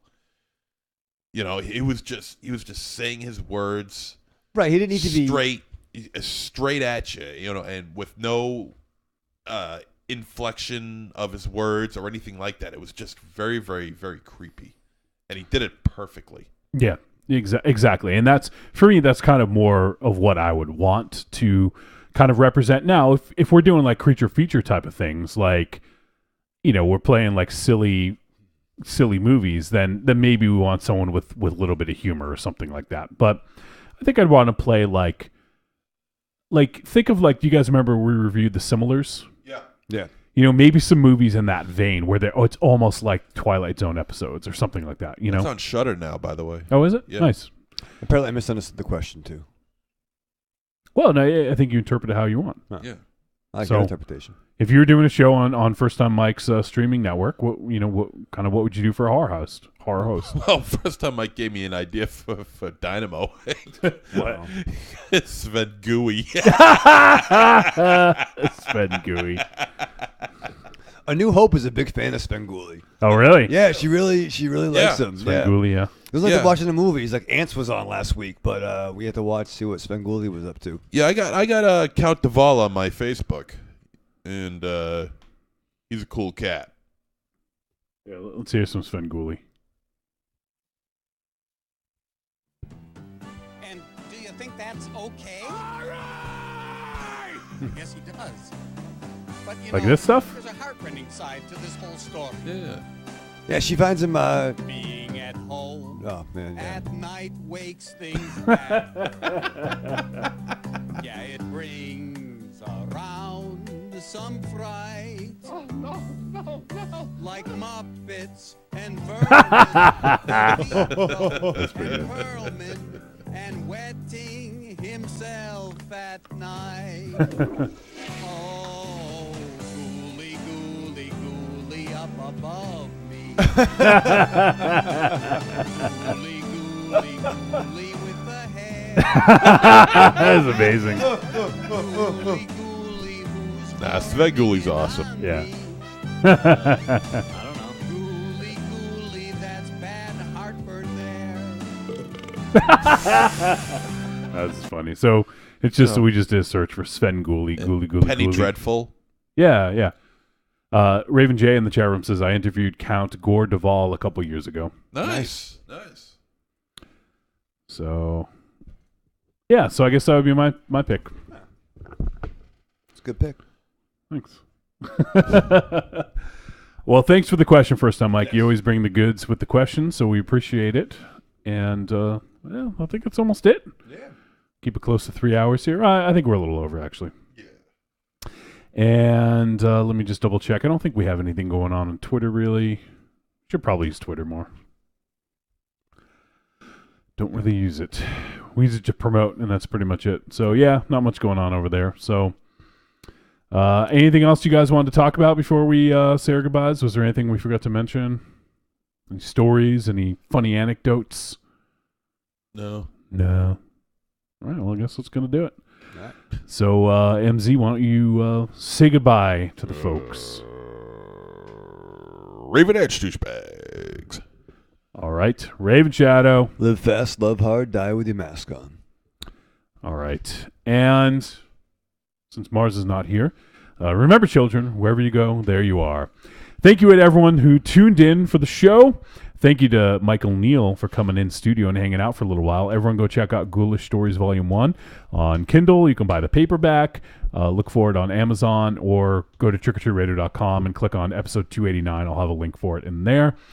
So everyone go check that out and support Michael and check out Jasper Tales because Michael and Jasper are fucking awesome. And next week, as I mentioned, we may or may not have a guest. Nothing is booked as of yet, but we're working on a couple things, so it's possible. And we are going to talk about Hellraiser Judgment. So if you want to, go ahead and peep that, and you can check it out on the 13th. And thanks to everyone in the chat room. Thanks to everyone who sent in feedback and everyone who's going to listen to the podcast. We appreciate it.